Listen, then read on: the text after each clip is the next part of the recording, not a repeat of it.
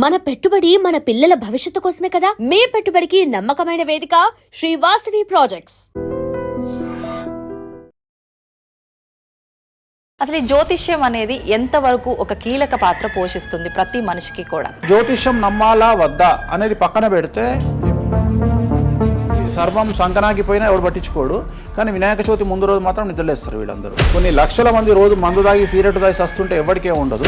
కానీ ఖచ్చితంగా దీవాళి ముందు రోజు మనం కాల్చే క్రాకర్స్కి మాత్రమే వీళ్ళు విజృంభిస్తుంది. బ్యూటీ పార్లర్కి పోయినప్పుడు ఈ మంగళసూత్రాన్ని తీసి అట్లా పక్కకు పెడతారు.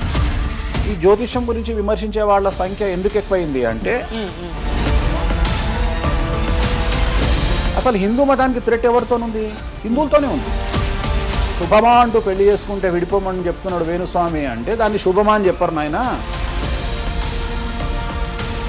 శాస్త్రాలు కానీ దైవత్వం కానీ తగ్గేదే లేదు, ముందుకెళ్తానే ఉంది. జాతకంలో ఈ దశలను బట్టే గానీ మనం తీసుకుంటున్న ఆహార అలవాట్లను బట్టి కాదంటారా? ఏం తినని వాళ్లకు కూడా క్యాన్సర్స్ వస్తాయి. అంతెందుకు, కరోనాలో మంచి మంచోళ్ళు చచ్చిపోయారు, తాగుబోతులు ఎవరు తావాలా? అవును అవును. దేవుడు అనేవాడు నీ జాతకాన్ని రాసిండు, నీ తలరాత రాయలే. ఈ మధ్య కాలంలో దశమహావిద్యల అమ్మవార్ల గురించి చాలా ఎక్కువగా వింటున్నాం. ఎవరు అసలు ఈ దశమహావిద్యలు, ఎందుకు ఆరాధించొద్దు? సో దశమహావిద్యలు అనేవి ఇవాళ కొత్తవి కావు.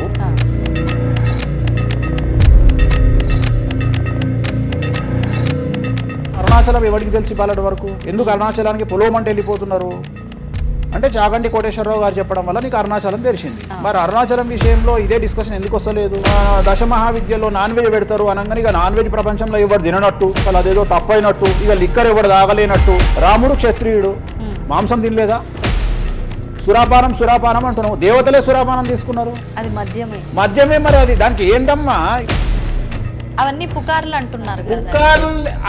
అదే చెప్తున్నా నేను. సురాపానము నథింగ్ బట్ సారా, ఇప్పసారా. గూగుల్లో కానీ, చాట్ జీపీటీలో కానీ, జెమినీలో కానీ వామాచారం అంటే ఏందో ఓపెన్ చేయండి, దశమహావిద్యలు అంటే ఏందో ఓపెన్ చేయండి.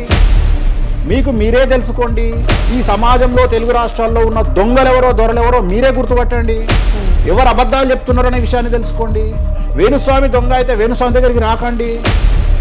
నన్ను 20 నిమిషాలు ఆడుకుందామనే ప్రయత్నం చేసిన నీకు ఇప్పుడు చిన్న ఫినిషింగ్ టచ్ ఇస్తాను. అసలు నువ్వు జనవరి 1కు ముందు నా దగ్గర ఇంటర్వ్యూకి ఎందుకు వచ్చావు? నేను దానికి ఆన్సర్ చెప్తా. కాదు అదే ప్రయత్నం వేణుస్వామి చేసిండు కామాఖ్య విషయం. అమ్మా ఇట్లొచ్చారా? నమస్కారం, వెల్కమ్ టు ఐ డ్రీమ్. ధర్మ మార్గం విత్ విజిత కార్యక్రమానికి స్వాగతం.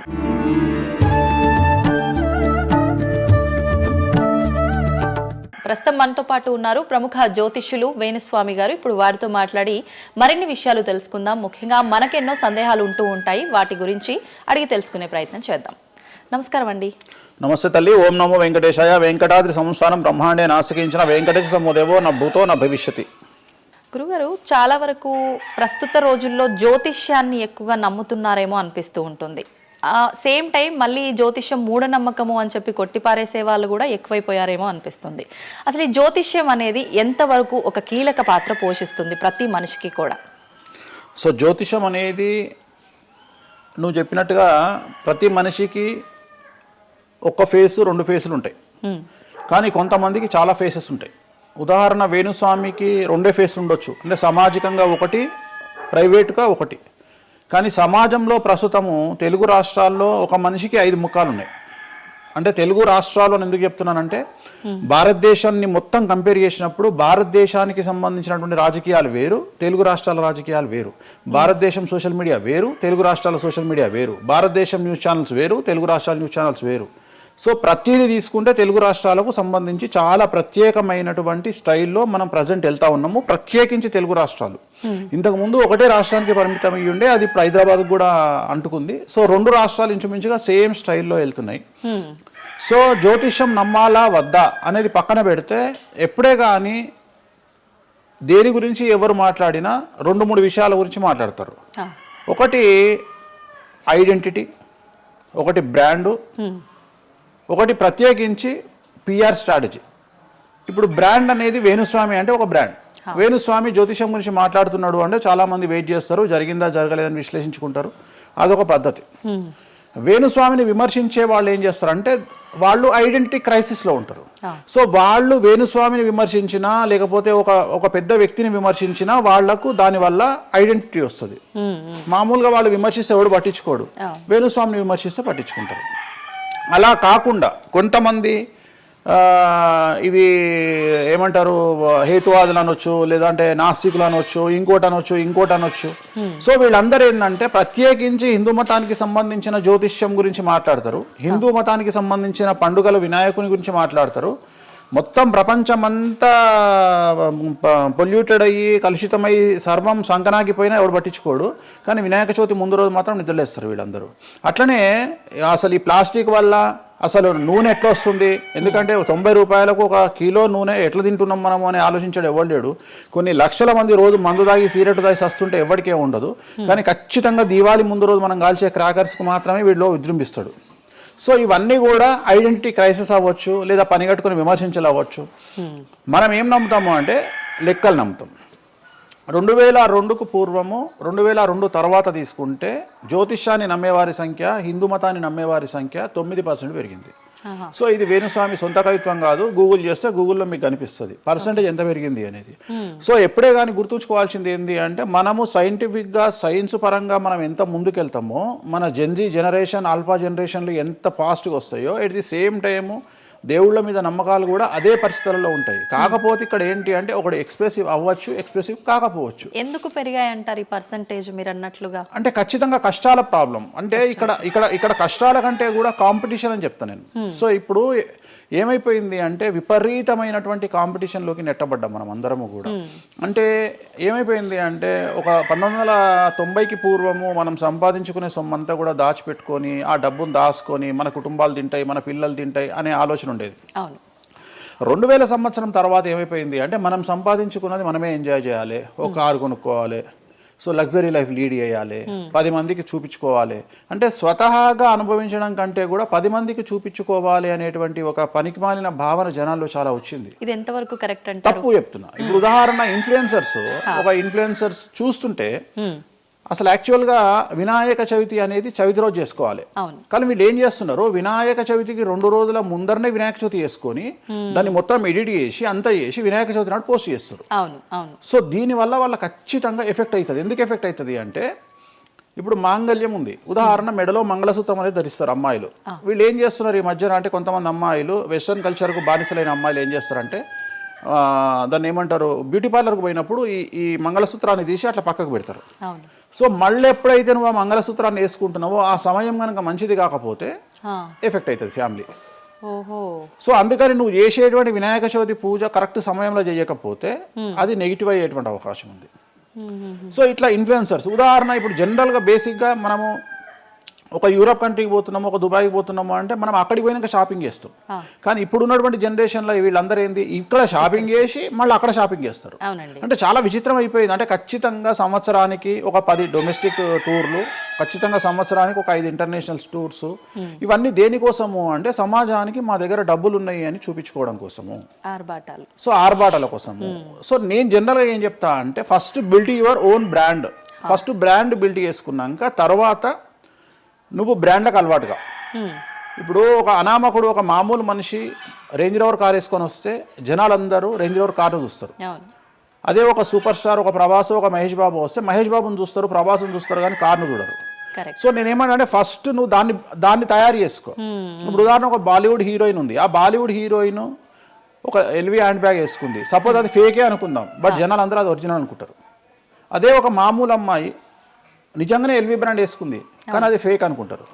సో అందుకని ఫస్ట్ నీ బ్రాండ్ నువ్వు నిలబెట్టుకున్న తర్వాత అప్పుడు నువ్వు బ్రాండ్స్ జోలికి వెళ్ళు. ఇప్పుడు సో ప్రస్తుతం సమాజంలో ఈ జ్యోతిష్యం గురించి విమర్శించే వాళ్ళ సంఖ్య ఎందుకు ఎక్కువైంది అంటే వాళ్ళకు వ్యక్తిగతమైన అంశాలు చాలా ఉంటాయి. They want subject. అంటే ఏమైపోయింది ఇప్పుడు ఎగ్జాంపుల్ ఇప్పుడు నేనే ఒక యూట్యూబ్ ఛానల్ పెట్టుకున్నా, నన్ను నేను ఓన్గా జర్నలిస్ట్గా నన్ను నేను గుర్తించుకున్నా, నాకు సబ్జెక్ట్ కావాలి అంటే అట్లీస్ట్ నేను ప్రతిరోజు కనీసం ఒక 10 నుండి 15 వీడియోలు చేయాలి అంటే నాకు ఆ మనిషితో పని లేదు, ఆ వ్యవస్థతో పని లేదు, ఆ సబ్జెక్టుతో పని లేదు. నేను రాకెట్ గురించి నేనే మాట్లాడతా, జ్యోతిష్యం గురించి నేనే మాట్లాడతా, రైతు గురించి నేనే మాట్లాడతా, పిడకల గురించి నేనే మాట్లాడతా. అంటే లాస్ట్కు నాకు కావాల్సింది ఏంది అంటే నాకు వ్యూవర్స్ కావాలి. అట్లీస్ట్ నాకు నేను పెట్టే సబ్జెక్టుకు నాకు తెలియకున్నా సరే దాని గురించి కంటి చూపు గురించి నేనే మాట్లాడతా, క్యాన్సర్ గురించి నేనే మాట్లాడతా, ఎయిడ్స్ గురించి నేనే మాట్లాడతా. అంటే కాదేది విమర్శకు అనర్హం.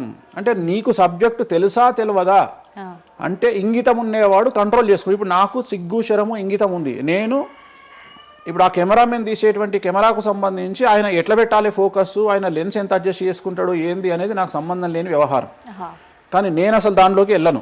కానీ అదే విశ్లేషకుల పేరుతో ఉండేటువంటి యూట్యూబ్ ఛానల్స్ అవ్వచ్చు, ఇంకొకళ్ళు అవ్వచ్చు, వాళ్ళు ఏం చేస్తారు, దాన్ని కూడా వాళ్ళే జస్టిఫికేషన్ చేస్తారు. అంటే దాన్ని కూడా నువ్వు కెమెరా ఎట్లా పెట్టాలనో కెమెరామెన్కి వీళ్ళు నేర్పిస్తారు. వీళ్ళే డిస్కషన్ ఎందుకు అంటే వాళ్ళకి ఏదో ఒక 10,000 వ్యూవర్షిప్ పోతే ఇట్లా ఓవరాల్గా తీసుకుంటే నెలకి ఇంత వెళ్తుంది పైసలు. సో దీని మీద బ్రతికే వాళ్ళు, సో వాళ్ళు ఏం చేస్తారు, వాళ్ళు విమర్శలు చేస్తారు. సో అట్లనే హేతువాదుల ముసుగులో ఉండేవాళ్ళు విమర్శలు చేస్తారు. అన్నిటికంటే ప్రాబ్లం ఏమైపోయింది అంటే పొద్దున్న లేస్తే హిందూ మతం బాగుండాలి, హిందూ మతం బాగుండాలి అంటే అసలు హిందూ మతానికి థ్రెట్ ఎవరితోనుంది? హిందువులతోనే ఉంది. ముస్లిమ్స్తో లేదు, క్రిస్టియన్స్తో లేదు. ఎందుకంటే వేరే వాళ్ళు మన జోలికి రావట్లా. ఎంతసేపు కప్పల భాగవతం లాగా మన జీవితంలో ఎలుకల భాగవతం లాగా ఒక ఎలుక ఇంకో ఎలుకని కిందికి గుంజుతుంది, ఒక కప్ప ఇంకో కప్పని కిందికి లాగుతుంది. అట్లనే హిందువులలో వేణుస్వామి ఆస్ట్రాలజికల్ ప్రిడిక్షన్స్ లో మంచిగా ఉన్నాడు అంటే వేణుస్వామి చెప్పింది ఏదైనా జరిగినప్పుడు వేయడానికి ఎవరికి మనసు రాదు. కానీ వేణుస్వామిని విమర్శించడానికి పొలోమంటే అందరూ వచ్చేస్తారు. అంటే మరి నేను హిందువునే కదా, నన్ను కిందికి లాగేవాడు హిందువే కదా, మరి ఇక్కడ హిందూ మతం ఏమవుతుంది? ఇప్పుడు సమాజంలో నేను అబ్జర్వ్ చేస్తున్నా గత కొన్ని రోజుల నుండి, ఒక 6 నెలల నుండి, సంవత్సరం నుండి Telugu media in the sense నేను లోకల్ సోషల్ మీడియాలో హిందూ మతాల పేరు మీద కొత్త వర్షన్ వచ్చింది. ఏంటి అంటే హిందూ ఆచార వ్యవహారాలను విమర్శించడము చాలా కామెడీ అయిపోయింది. ఒక ఆయన ఈ మధ్యలో ఇంటర్వ్యూ చూసిన నేను, అసలు దుర్గమాల లేదంటాడు ఆయన. నేను షాక్ అయినా. నేను ఇనుంటావు నువ్వు కూడా. నాకు ఆశ్చర్యం అనిపించింది. దుర్గమాల లేదు అంటే అమ్మవారి మాల, జనరల్ గా భవానీ మాల కరెక్ట్ వర్డ్. భవానీ మాల లేనే లేదు, అసలు చరిత్రలో లేదు అంటాడు. అంటే సమాజము ఏదో విధంగా భక్తి మార్గం వైపు వెళ్తుంది అంటే నువ్వు సంతోషంగా ఫీల్ అవ్వాలి. కానీ దాన్ని కూడా విమర్శించేవాడు. ఎందుకంటారు ఇలా అంటే వీళ్ళందరూ పండితులు కాదు, వీళ్ళందరూ standing comedians or sitting comedians. ఒక ఆయన కూర్చొని మాటలు చెప్తాడు, వాళ్ళు నవ్వడం స్టార్ట్ కాగానే ఈయన మర్చిపోతాడు. ఇక ఈయన మర్చిపోయి, అంటే ఆడవాళ్ళు నవ్వుతుంటారు, మగవాళ్ళు నవ్వుతుంటే ఈయన ఆనందానికి పరవశుడు అయ్యి ఇంకా వాళ్ళు నవ్వుతున్నారు కదా అని రెచ్చిపోయి ఇంకా గ్రహాలు లేవు, దేవుడు లేడు, ఏది ఒక బ్రాహ్మణుడు అయ్యుండి ఒక పండితుడు అయ్యుండి టోటల్ మన సబ్జెక్టుకు వ్యతిరేకంగా మాట్లాడుతూ ఉంటాడు. అట్లనే ఆయన ఎవరో భవానీమాల లేదు అంటాడు.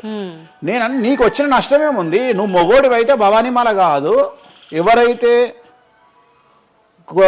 కోయంబత్తూరులో ఈషా ఫౌండేషన్లో లింగభైరవ అమ్మవారు లేదని చెప్పు, అది నీ గొప్పతనం. నిజంగా లింగభైరవ అమ్మవారు లేనప్పుడు లేదని చెప్పు.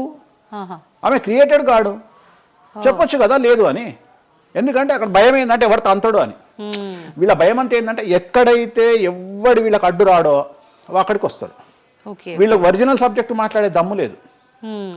సో ఇదంతా ఎంత చేసినా నేను అల్టిమేట్గా చెప్పేది ఏంటంటే జ్యోతిష్యానికి వ్యక్తిగతంగా నా దగ్గరకు వచ్చేవాళ్ళు నాకు జనాలకు చెప్పారుగా. ఇప్పుడు నేను ఒక మాట చెప్తా, ఇప్పుడు సీక్రెట్ మెయింటైన్ చేయాలనుకుంటారు ప్రతి ఒక్కడు, ప్రైవసీ మెయింటైన్ చేయాలనుకుంటారు. మామూలుగా హాస్పిటల్కి పోతేనే ఇవాళ ప్రైవసీ మెయింటైన్ చేయాలనుకుంటున్నారు. అది అట్లీస్ట్ తలకాయనొప్పికి పోయినా వాళ్ళు దే వాంట్ ప్రైవసీ. అంటే కారు డైరెక్ట్గా B1కి వెళ్ళిపోతుంది, పైకి వెళ్ళిపోతారు, డాక్టర్ని కలుస్తారు, వస్తారు. అట్లాంటిది వేణుస్వామి దగ్గరకు వచ్చి నేను ఎందుకు చెప్పాలనుకుంటున్నా, లేదంటే నేను ప్రజలకి చెప్పాలనుకుంటున్నా అనుకోరు కదా. ఎవరో ఒకళ్ళు వేణుస్వామి దగ్గరికి వెళ్ళినప్పుడు కొన్నిసార్లు కొన్ని వీడియోలు తీసినప్పుడు 100 మందిలో ఒక వీడియో తీసినప్పుడు ఆ వీడియో పోస్ట్ చేస్తాము, దానివల్ల నా దగ్గరకు వచ్చినట్టు తెలుస్తుంది. కానీ 99% నా దగ్గరకు వచ్చినట్టు తెలియదు. నా దగ్గరికే కాదు, జ్యోతిషం అనేది ఎక్స్ట్రీమ్గా జనాల్లోకి వెళ్తున్నది. ఎట్ ది సేమ్ టైం భక్తి అనేది జనాల్లోకి వెళ్తున్నది. దాన్ని భయం అంటమా భక్తి అంటమా పక్కన పెడితే ఈరోజు జనాలు ముక్కోటి కానీ ఇతరత్ర పండుగలు కానీ జనవరి 1 కానీ జనాలు విపరీతంగా దేవాలయాల్లో ఉంటున్నారు. అంటే జనాలకు దేవుడి మీద కానీ శాస్త్రాల మీద కానీ వచ్చినటువంటి నమ్మకము, ఈ నమ్మకాన్ని ఎవరో ఒకళ్ళు వచ్చి టీవీలో కూర్చొని చెప్పినంత మాత్రాన పోదు. సో ఇది జనాల్లోకి విపరీతంగా వెళ్తానే ఉంటుంది. జనాలు ఎప్పుడే కానీ ఎంత వెస్టర్న్ కల్చర్కి వెళ్ళినా నమ్మకము అనేది ఒకటి ఉంటుంది. మనల్ని నమ్మించేది, మనల్ని బ్రతికించేది నమ్మకము. ఈ నమ్మకం లేకపోతే మనకు జీవితం లేదు. సో ఈ జ్యోతిష్యము అనేది అంధకార బంధురంలో ఉండేటువంటి ఒక వ్యక్తిని బయటకు తీసుకురావడానికి, జరగబోయేటువంటి నష్టాన్ని చెప్పడానికి మాత్రమే పనికి వచ్చేటువంటి శాస్త్రము. అంతేగాని నువ్వు 50 ఏళ్లకు నరుకుతావు, 40 ఏళ్లకు కారు కొంటావు, ఈ సొల్లు పురాణం చెప్పాల్సిన పని లేదు. జరగబోయేటువంటి నష్టాన్ని గనక చెప్పగలిగితే జ్యోతిష్యము దాన్ని సరి చేసుకోవడంతో పాటు మానసికంగా స్ట్రాంగ్ అవ్వడానికి ఆ వ్యక్తికి చాలా చాలా చాలా ఉపయోగపడుతుంది. భార్యాభర్తలు తన్నుకొని చస్తారు, విడిపోతారు అని చెప్పడంలో ఉద్దేశము మీరు విడిపోండి అని కాదు. భార్యాభర్తల్లో అట్లీస్ట్ జనరేషన్ ను బట్టి ఈ రోజు భర్త అనేవాడు కాంప్రమైజ్ అయ్యి భార్య తిట్టినా పడి ఉంటాడు అని ఇక్కడ ఉద్దేశము. అంటే ఒకప్పుడు భార్యకు భర్తకు పెళ్లికి కనీసం 10 సంవత్సరాల గ్యాప్ ఉండేది. ఎందుకు అంటే భార్య అనే అమ్మాయి చిన్నపిల్లగా ఉంటే భర్త అనేవాడు ఒక కూతుర్ని చూసుకుంటాడు అనే ఉద్దేశంతో ఆ పెళ్లిళ్ళు చేసేవాళ్ళు. ఇవాళ ఏం చేస్తున్నారు, ఇద్దరికి 6 నెలలు తేడా ఉండదు. సో ఇద్దరు టెంపర్మెంట్ లో వెళ్తారు, ఇద్దరు గొడవలు పడతారు. సో ఈ కండిషన్ లో వాళ్ళిద్దరు విడిపోయేటువంటి తత్వం వైపు వెళ్తారు. కాబట్టి మొదలే మీ జాతకాలు బాగాలేవు, మీకు విడిపోయే అవకాశం ఉంది అంటే మిమ్మల్ని విడిపోమని చెప్పడం కాదు. ఇక్కడ మీరు జాగ్రత్తగా ఉండండి, కాంప్రమైజ్ కండి, ఈగోస్ పక్కన పెట్టండి, మీ పొసెసివ్నెస్ ను పక్కన పెట్టండి. సో ఆర్థిక పరమైనటువంటి అంశాల్లో క్యాలిక్యులేటెడ్ గా ఉండండి, తన్నుకొని చావకండి, విడిపోకండి అని మొదలే వాళ్ళని హెచ్చరించడం అనేటువంటిది దీంట్లో భాగము. కానీ ఇవాళ్ళు ఏమంటున్నారు, శుభమా అంటూ పెళ్లి చేసుకుంటే విడిపోమని చెప్తున్నాడు వేణుస్వామి అంటే దాన్ని శుభమా అని చెప్పరు నాయన. ప్రతి ఒక్కళ్ళకి అదే చెప్తున్నారు. ఆ మాతకు వస్తే మీరు పొద్దున్న లేస్తే 100 పెళ్లిలలో 80 పెళ్లిళ్ళు డివోర్స్ అవుతున్నాయి. మరి దీని మీద మీరే కదా డిబేట్ పెడతారు. సో ఇదంతా ఏంటంటే ఒక వ్యక్తిని విమర్శించాలనుకున్నప్పుడు వాళ్ళు ఏదైనా తీసుకురావచ్చు. దాన్ని రామ అంటే దాన్ని చిన్న పదాలు మారిస్తే ఆ రామ అనేది ఒక బ్యాడ్ వర్డ్ అవుతుంది. సో దాన్ని ఎట్లంటే చేసుకొని పోవచ్చు. కానీ ప్రస్తుతం దేశ కాలమాన పరిస్థితులలో జ్యోతిష్యం కానీ శాస్త్రాలు కానీ దైవత్వం కానీ తగ్గేదే లేదు, ముందుకెళ్తానే ఉంది. ఇప్పుడు ఒక మనిషి జననం దగ్గర నుంచి చనిపోయే వరకు జాతకం అనేది కొన్ని సందర్భాల్లో మాత్రమే చూడాలి అని చెప్పి ఒకప్పటి కాలంలో చెప్పేవారట. కానీ ఇప్పుడు మాత్రం పుట్టిన దగ్గర నుంచి ఎప్పుడు ఏ చిన్న సమస్య వచ్చినా జాతకం చూపించుకోవడము, అసలు ఇది మన సాంప్రదాయంలో లేనే లేదు అంటున్నారు. ఇది ఎంతవరకు వాస్తవం? నేను లాస్ట్ ఇయర్ ఒక హీరోకు ఒక బిడ్డ పుడితే నేను చెప్పినప్పుడు చాలా మంది మేధావులు వచ్చి నన్ను విమర్శించారు. చిన్న పాపకు జాతకం చెప్తారా ఎవడన్నా అని. నీకు తెలిసే ఉంటే కృష్ణదేవరాయల ఆస్థానం కానీ ఇతర రాజులు పెద్ద రాజుల ఆస్థానంలో కానీ ఆస్థాన సిద్ధాంతి అని ఉండేవాడు. వాళ్ళు ఏం చేసేవాళ్ళు అంటే రాణికి కూతురు పుట్టిన కొడుకు పుట్టిన వాళ్ళు వచ్చి మొత్తం లైఫ్కు సంబంధించిన జాతకాన్ని రాసేవాళ్ళు. పుట్టడంతోనే ఈ అసలు పుట్టిన రోజే రాసేవాళ్ళు. వీళ్ళు ఏమైతారు, ఈయన జీవితంలో ఏమైతాడు, దొంగ అవుతాడా, మంచోడు అవుతాడా, రాజు అవుతాడా, లంగ అవుతాడా, క్రికెటర్ అవుతాడా అంటే ఆ దేశకాలం అన్న ప్రశ్న బట్టి అప్పుడు. సో దాన్ని ఇప్పుడు కన్వర్షన్ చేసుకుంటే ఇప్పుడు మేము రాసే జాతకంలో ఇప్పుడు వీడు ఇంజనీర్ అవుతాడా, డాక్టర్ అవుతాడా, ఎంటర్ప్రెన్యూర్ అవుతాడా, ఉద్యోగస్తుడు అవుతాడా. సో ఇవన్నీ అంచనా వేగ ఒక మనిషి పుట్టినప్పటి నుండి లగ్నాన్ని బేస్ చేసుకొని 1వ నెంబరు అంటే లగ్నము నుండి 12వ నెంబరు అంటే వ్యయము 1 నుండి 12 గడులను కనుక తీసుకొని రాస్తే ఆ మనిషి ఎప్పుడు పుట్టి ఏమేం చేస్తాడు, ఎప్పుడు చనిపోతాడు అనేది వెరీ క్లియర్గా మెన్షన్ చేయవచ్చు. సో ప్రతి రోజు జాతకాన్ని వేసుకోవచ్చు, ప్రతి నెల జాతకాన్ని వేసుకోవచ్చు. గోచారము గ్రహచారము అని 2 ఉంటాయి. గోచారము అంటే ప్రస్తుతం జరిగేటువంటి గ్రహాల యొక్క గమనం ఏ విధంగా ఉంది అని తెలియజేసేది గోచారము. గ్రహచారము అంటే పుట్టినప్పుడు దాన్ని బేస్ చేసుకొని రాసేది గ్రహచారము. జనరల్ గా తెలుగు రాష్ట్రాల్లో చాంద్రమానాన్ని మాత్రమే బేస్ చేసుకొని జాతకాలు రాస్తారు. కానీ వేణుస్వామి ఒక్కడే చాంద్రమానము, సౌరమానము, బార్హస్పత్యమానము అనే 3 విభాగాలను బేస్ చేసుకొని జాతకాలు రాస్తాడు. చాంద్రమానము అంటే చంద్రుడిని బేస్ చేసుకొని రోజున్నర పాటు చంద్రుడు ఒక రాశిలో ఉండేదాన్ని చాంద్రమానము అంటారు. ఇది మన దక్షిణ భారతదేశంలో వాడతాము. సౌరమానము అంటే సూర్యుడు, రవి ఒక నెలలో ఒక రాశిలో ఉంటాడు, దాన్నే మనం సౌరమానము అంటాము. అలాగే బార్హస్పత్యమానము అంటే బృహస్పతిమానము, సంవత్సరం పాటు గురువు ఒక రాశిలో ఉండేదాన్ని బార్హస్పత్యమానము అంటాము. మనము పుట్టినప్పటి నుండి కనీసము నాకు తెలిసి గత 1000 సంవత్సరాలు లేనటువంటి చరిత్ర ఈ సంవత్సరము 2026లో మనం చూడబోతా ఉన్నాము. గురువు ఒకే సమయములో 6 నెలల్లో 3 రాసుల్లోకి ప్రవేశిస్తా ఉన్నాడు. అంటే జనరల్ అర్థం కాదు, అసలు మనం ఎప్పుడు చూడలే. అందుకనే ఈ సంవత్సరం చాలా పెను సంచలనాలు ఉంటాయి. 2026లో గురువు మిథునం, కర్కాటకం, సింహం 3 రాశుల్లోకి వచ్చి మళ్ళీ రివర్స్ వస్తున్నాడు కర్కాటకానికి. సో చాలా విచిత్రమైనటువంటి ఒక గమనాన్నిగా మనం చూడాల్సి వస్తుంది. ఇది చాలా పెను సంచలనము. పెను సంచలనాలకు అంటే సృష్టిలోనే ఒక విచిత్రమైనటువంటి అనుభూతిని మనం పొందబోతా ఉన్నాము, మంచి చెడులు పక్కన పెడితే. సో ఇలాంటి పరిస్థితి నుండి జాతకాలను విశ్లేషించడము ఇవన్నీ కూడా నడుస్తాయి. ఇప్పుడు కొన్నిసార్లు మనిషి కొన్ని సందర్భాల్లో ఇబ్బంది వచ్చినప్పుడు నా తలరా తింటే భగవంతుడు ఇంకా రాసేశాడు, నేనేం మార్చలేను అంటుంటారు. కొన్నిసార్లు భగవంతుడిని పక్కన పెట్టి, తలరాతను పక్కన పెట్టి మనం గట్టిగా ఒకటి అనుకుంటే అయిపోతుంది అని అంటూ ఉంటారు. మీరు ముందుగానే ఒక శిశువు జననం అయినప్పుడే వాళ్ళ మొత్తం లైఫ్కి సంబంధించిన జాతకం ఇవ్వగలుగుతాము అన్నారు. మరి ఇప్పుడు మధ్యలో ఇప్పుడు చెప్తున్న వాళ్ళ విధానాలను బట్టి మనం అనుకుంటే అయిపోతుంది, ఏదైనా మనం ప్రయత్నం చేస్తే మారుతుంది, భగవంతుడు దాన్ని మార్చేస్తాడు కొన్ని ప్రయత్నాల వల్ల అంటారు. ఈ రెండిట్లో అసలు దేన్ని నమ్మాలంటారు? ఇప్పుడు భగవంతుడు రాసినాడు, మన జాతకము మారదు, మన తలరాత మారదు అని అనుకుంటే అలాంటి వాళ్ళందరినీ మనం చేయాల్సింది ఏంటంటే, వాళ్ళకి ఎవరికైనా హార్ట్ అటాక్ రాగానే వాళ్ళని అట్లనే బెడ్ మీద కూర్చోబెట్టి ఎదురుగా ఫోటో పెట్టి దేవుని మొక్కమని చెప్పాలి. హాస్పిటల్కి ఎవరిని పంపించొద్దు. ఎందుకంటే తలరాత కదా, భగవంతుడు రాసేసిండు కదా. మరి ఎందుకు మరి అనవసరంగా అంబులెన్స్కి ఫోన్ చేయడము, హాస్పిటల్కి వెళ్ళడం ఎందుకు? పనిలేని పని కదా.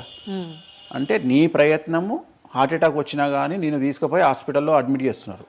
సో హాస్పిటల్లో నిన్ను టైంకు తీసుకుపోవాలా వద్దా అని డిసైడ్ చేసేది జాతకం. నువ్వు బతుకుతావా బ్రతకవా అని డిసైడ్ చేసేది జాతకం. ఇక్కడ నేను తోపు నేను తురుము అని అనుకుంటే నడవదు. నేను తోపు నేను తురుము అనుకోవద్దు.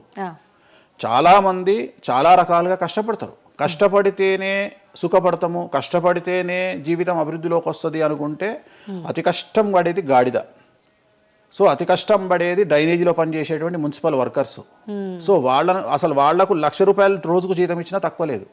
అంటే వాళ్ళు ఊడ్చే చెత్త, వాళ్ళు తీసే చెత్త ఈ ప్రపంచంలో ఎవరూ భరించలేరు. అలాంటిది వాళ్ళు చేసే కష్టం మీద కంపేర్ చేస్తే ఈ ప్రపంచంలో ఇక కష్టం చేసే మనుషులే లేరుగా. మరి అలాంటి వారికి మనం ఇచ్చే జీతం ఎంత? 40,000, 50,000. కానీ వాళ్లకు కనీసం నెలకు 40 లక్షలని ఇవ్వాలి. అంటే నువ్వు చేసే కష్టానికి కాకుండా నువ్వు తెలివితో చేసే కష్టానికే విలువ ఎక్కువ. నువ్వు తెలివితో చేసే కష్టానికే విలువ ఎక్కువ. హార్డ్ వర్క్ కాకుండా smart work exactly smart work నమ్ముకోవాలి. సో రెండవది, నేను కష్టపడితే అసలు రానే రాదు. నువ్వు కష్టపడడం కాదు, నువ్వు తెలివిగా కష్టపడు, కసిగా కష్టపడు.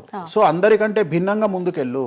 సో దీంట్లో లోకులు నీ మీద రాళ్లు వేస్తారు, దీంట్లో లోకులు నిన్ను సమాజంలో టార్గెట్ చేస్తారు.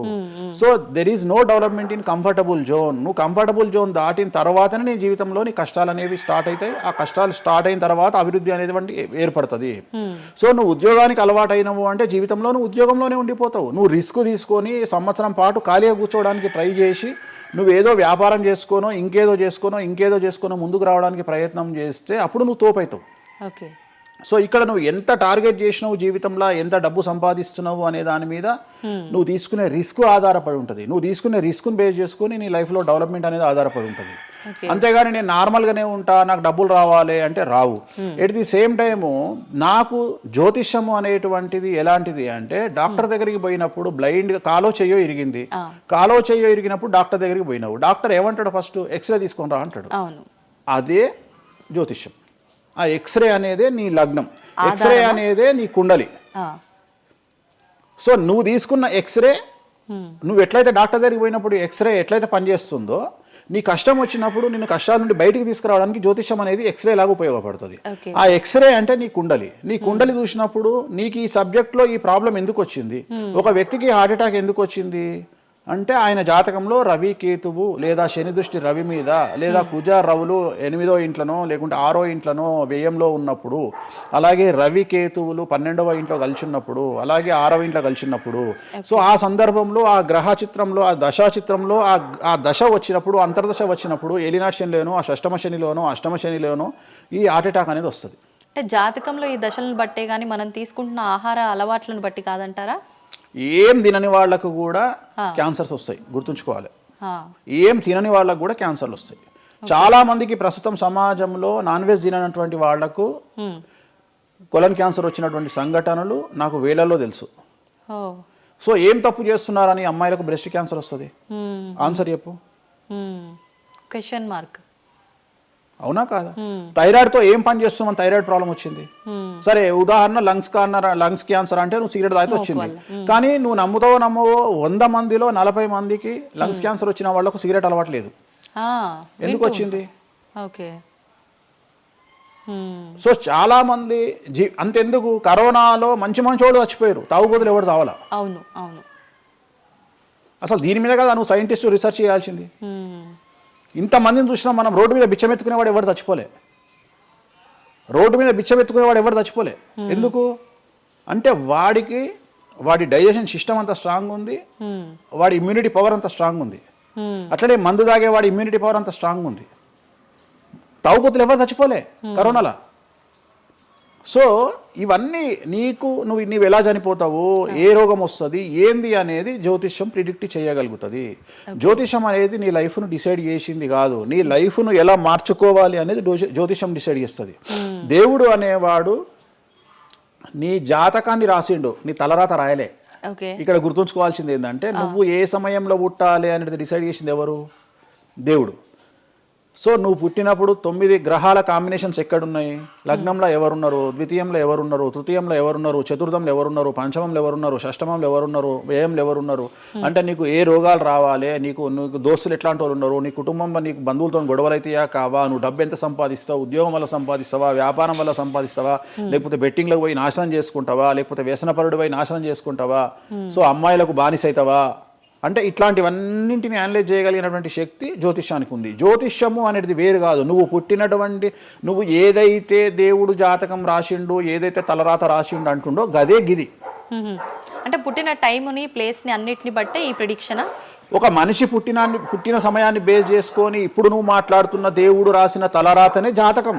తలరాత వేరు, జాతకం వేరు కాదు. నీ తలరాత అనేది ఈ లగ్నంలో ఉంది, ఈ కుండలిలో ఉంది. దీన్ని బేస్ చేసుకొని, దీన్ని చేతిలో పట్టుకొని నువ్వు ముందుకెళ్తే నీకు ఏ ప్రాబ్లం ఉండదు. ఒక్కసారి జ్యోతిష్కుని సంప్రదిస్తే కాదు, నువ్వు ప్రతి సంవత్సరము లేదా 2.5 సంవత్సరాలకు ఒకసారి శని మారినప్పుడల్లా నీ జాతకం మారుతుంటది. గోచారంలో మారుతుంటది, గ్రహచారంలో మారుతుంటది. నువ్వు ఎలాంటి చర్యలు తీసుకోవాలి, ఎలాంటి జాగ్రత్తలు తీసుకోవాలి, నీకు వాహన ప్రమాదాలు ఎప్పుడు వస్తాయి, ఆరోగ్యపరమైన ఇబ్బందులు ఎప్పుడు వస్తాయి, న్యాయపరమైన ఇబ్బందులు ఎప్పుడు వస్తాయి, నువ్వు ఎదిగిన తర్వాత నీకు శత్రువులు పెరుగుతారు. నువ్వు ఎంత శుద్ధపూసైనా, ఎంత మంచివాడివైనా, నువ్వు సమాజంలో ఎదిగి ఒక కారు కొనుక్కొని, ఒక ఇల్లు కొనుక్కొని, నీ బతుకు నువ్వు బ్రతుకుతున్నా నీ మీద జనాలు ఏడ్చి చస్తారు. నీకు శత్రువులు అనేవాళ్ళు ఏర్పడతారు. నువ్వు మంచి చేసినా శత్రువులు వస్తారు, చెడు చేసినా శత్రువులు వస్తారు. సో ఇలాంటి వాళ్ళందరి నుండి నువ్వు ఎట్లా తప్పించుకోవడానికి ఏమేమి పూజలు చేసుకోవాలి, ఏమేమి న్యాయపరమైన జాగ్రత్తలు తీసుకోవాలి, వీటన్నిటినీ క్రోడీకరించి చెప్పగలిగిన వాడు జ్యోతిష్కుడు. కాకపోతే జ్యోతిష్కుడికి దేశ కాల మాన పరిస్థితులను బేస్ చేసుకొని జాతకం చెప్పగలగడం రావాలి. ఎందుకంటే జ్యోతిష్యంలో ఉదాహరణ రవి, కుజ, కేతువు కలిసి ఉన్నప్పుడు సుఖవ్యాధి వస్తుంది. సో సుఖవ్యాధి అని మాత్రమే జ్యోతిష్యం చెప్పింది మాకు. అంతేగాని నీకు సిఫిలిస్, గనేరియా, ఎయిడ్స్, HIV అని చెప్పి రాయలే మాకు. అక్కడ రాసింది ఏం రాసిండు, నీకు సుఖవ్యాధి వస్తుంది. కాకపోతే దేశకాలమాన పరిస్థితులను బట్టి ఏ వ్యాధులు వస్తున్నాయో దాన్ని అంచనా వేయగలిగిన శక్తి జ్యోతిష్కుడికి ఉండాలి. ఇప్పుడు కూడా నువ్వు ఇంజనీరింగ్ చేస్తున్నావు అంటే ఇంజనీరింగ్ ఇంకో 2 ఏళ్ళు అయితే పోతుంది. సో కొత్త ఏదో వస్తుంది, స్టడీస్ వస్తాయి. సో మనం మారుతూ ఉండాలి, మనం అప్డేట్ అవుతా ఉండాలి. ఎట్లయితే టెక్నాలజీ కోసము, ఎట్లయితే కెమెరా విషయంలో, ఎట్లయితే మైకుల విషయంలో అప్డేట్ అవుతున్నామో మేము కూడా జ్యోతిషం విషయంలో అప్డేట్ కావాలి. కానీ మమ్మల్ని అప్డేట్ అవ్వడానికి ఎవరు మాకు భుజం తట్టేవాళ్ళు కానీ, వెన్ను తట్టేవాళ్ళు కానీ, మమ్మల్ని ఎంకరేజ్ చేసేవాడు కానీ ఉండడు. ఎంతసేపు మా మీద దాడి చేద్దామని చూసేవాడే ఉంటాడు. మేము ఏదైనా విశ్లేషించి కొత్తది చెప్పుదాము అనేటువంటి ప్రయోగం చేయంగానే ఆటోమేటిక్గా రాకెట్ ఫెయిల్ అయితేనేమో సింపతి చూపిస్తారు, మేము చెప్పింది ఫెయిల్ కాగానే దాడి చేస్తారు. సెఫాలజిస్టుల పేరుతోని ప్రతి సంవత్సరము కనీసం ఒక 20-30 మంది ఫెయిల్ అయితేనే ఉంటారు ఎన్నికలలో. వాళ్ళ జోలికి ఎవడు పోడు. కానీ మేము ఎవడన్నా పుసుక్కున ఎక్కడన్నా ఎన్నికలు గెలువయ్యి అని చెప్పగానే మా మీద దాడి చేసే వాళ్ళు ఎక్కువ ఉంటారు.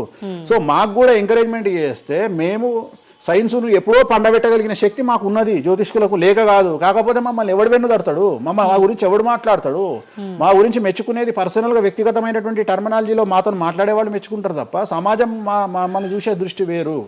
ఎంతసేపు మా దాంట్లోనే మాకు ఉండదు. మా దాంట్లో యాచకా శత్రువు అంటే బిచ్చపోరు శత్రువు అని మా దాంట్లో మాకే తన్నులాట.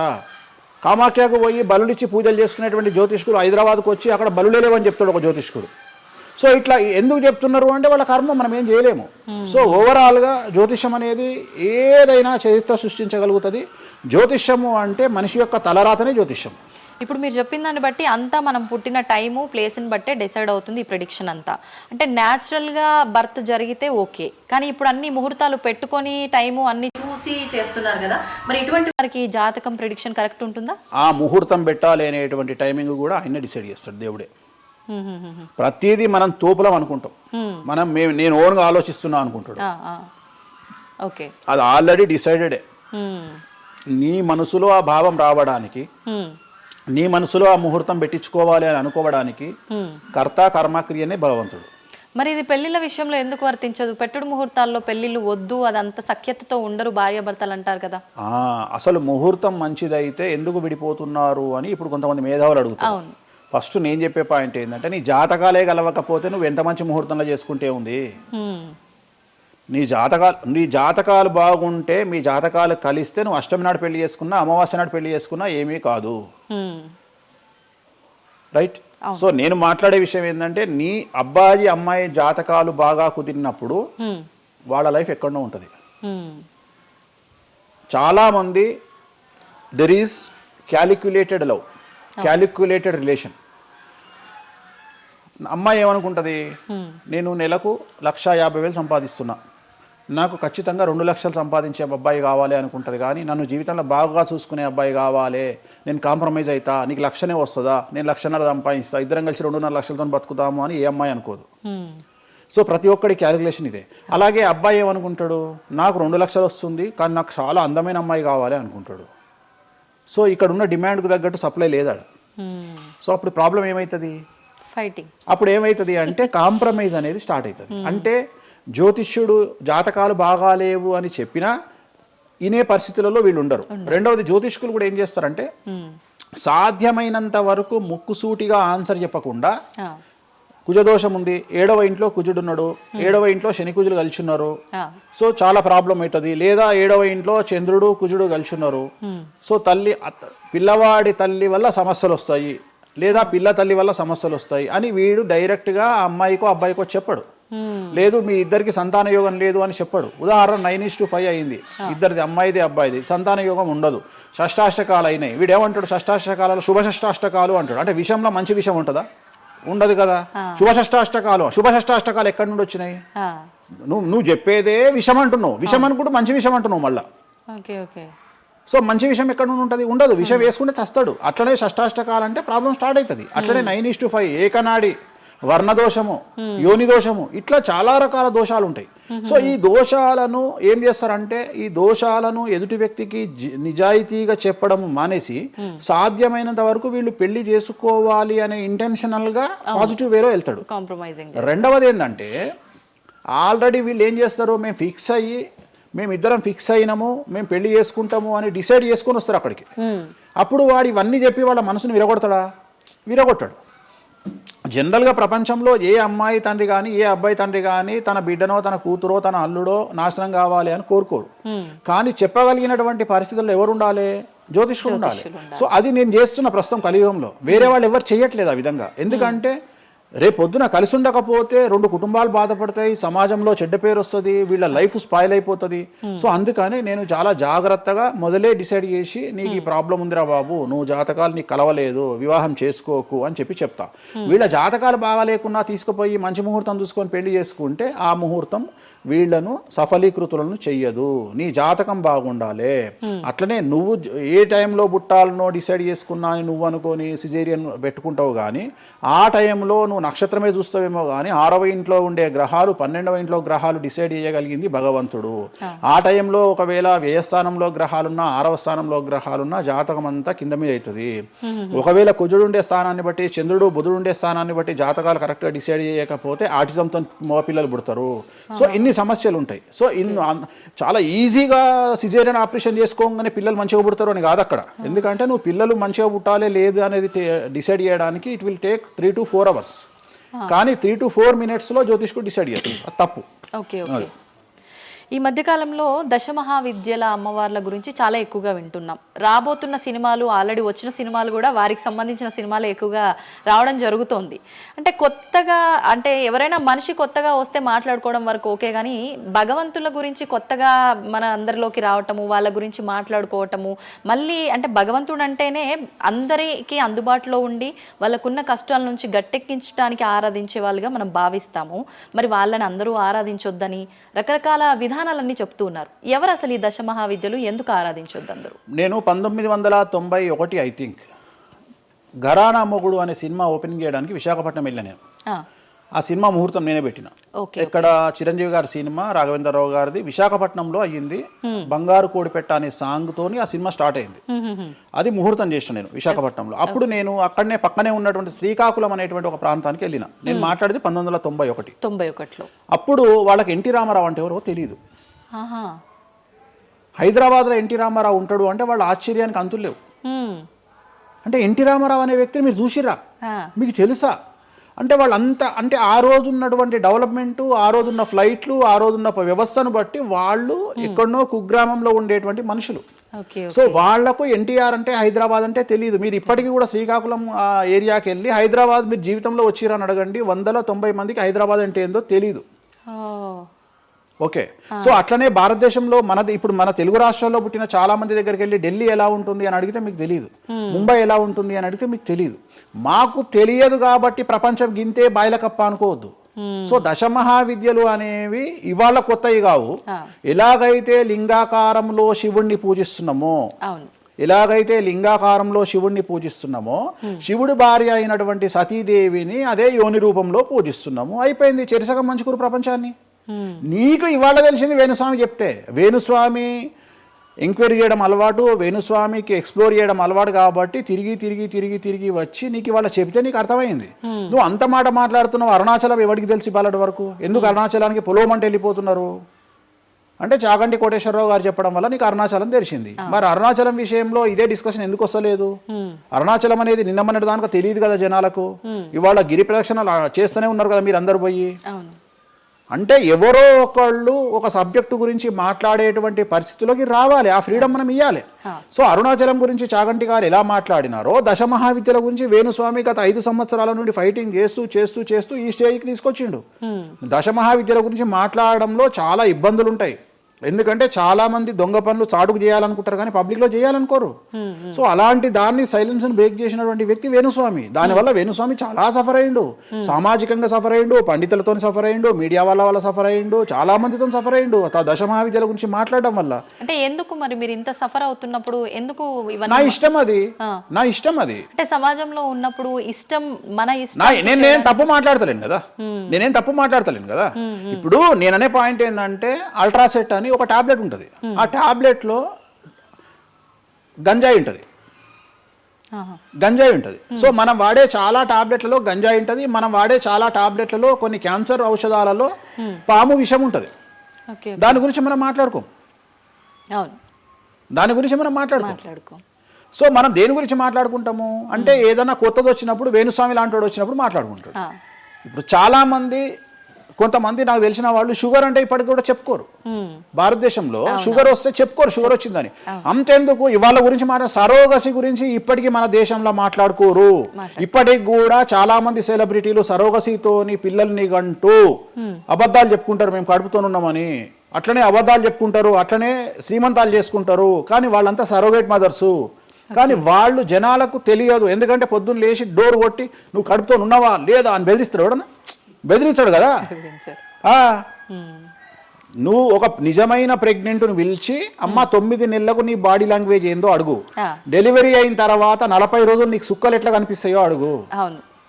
మొన్న నాకు బాగా క్లోజ్ అయినటువంటి ఒక ఆమె 21 కొడుకు పుట్టిండండి వేణుస్వామి గారు, 21కి రండి అని పిలిచింది. 21కి పోయినా. 5వ అంతస్తులు ఉంది వాళ్ళ ఇల్లు.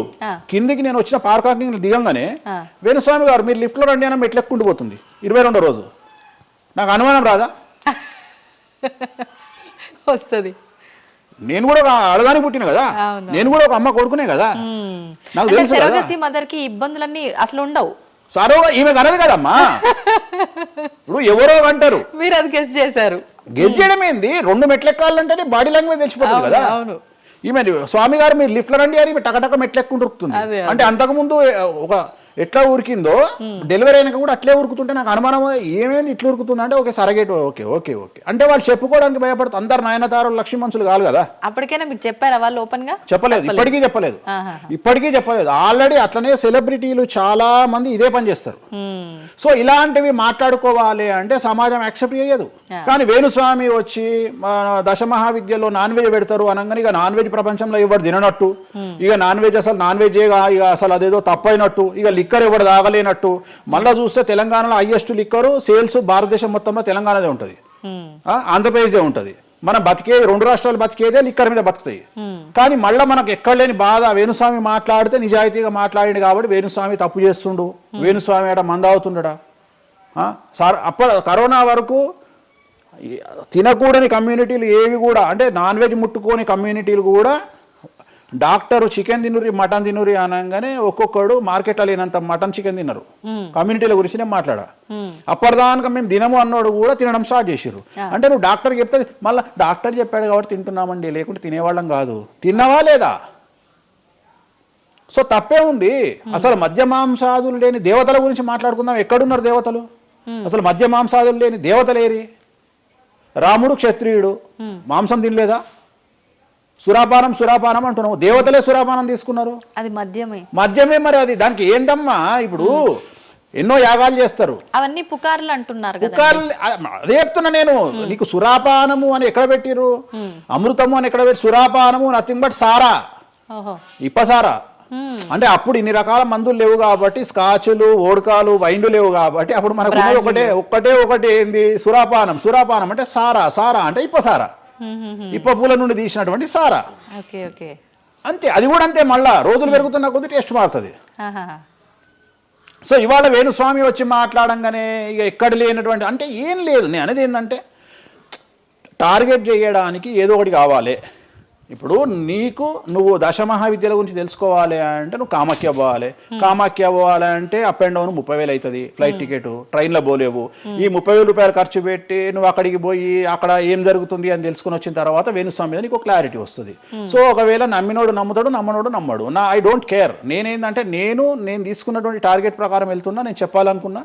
కానీ ఆల్మోస్ట్ ఆల్ తెలుగు స్టేట్స్లో 70-80% జనాలకు వామాచారం అంటే ఏందో తెలుసు, దశమహావిద్యలు అంటే ఏందో తెలుసు, దశమహావిద్యలో దేంతో పూజ చేస్తారో తెలుసు, అన్నీ తెలుసు. ఇంకొకటి ఏమైపోయిందంటే మీడియాలో నా గురించి రావడం వల్ల వేణుస్వామి వామాచారంలో స్పెషలిస్టు అనే విషయాన్ని నేను పబ్లిసిటీ చేసుకోకుండానే జనాల్లోకి వెళ్ళిపోయింది.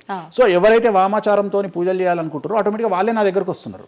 స్వామి, ఎందుకంటే ఇప్పుడు క్యాన్సర్కు పలానా దగ్గర మందిస్తారు అని నువ్వు నెగిటివ్గా ప్రమోట్ చేసావు అనుకో, జనాలు అక్కడికే పోతారు. అట్లనే వేణుస్వామి వామాచారంలో పూజలు చేస్తారట, వామాచారం కావాల్సిన వాళ్ళు నా దగ్గరికే వస్తారు డైరెక్ట్. సో ఈజీగా నన్ను రూట్ చేసి ఈయన దగ్గరికి వెళ్ళండి అని చెప్పినట్టు అయిపోయింది. అందుకని నాకు ఫ్రీ పబ్లిసిటీ వల్ల ఇంకా నేను ఉన్నదానికంటే ఇంకొక 100% బిజీ అయినా. అంటే ఏమవుతుంది?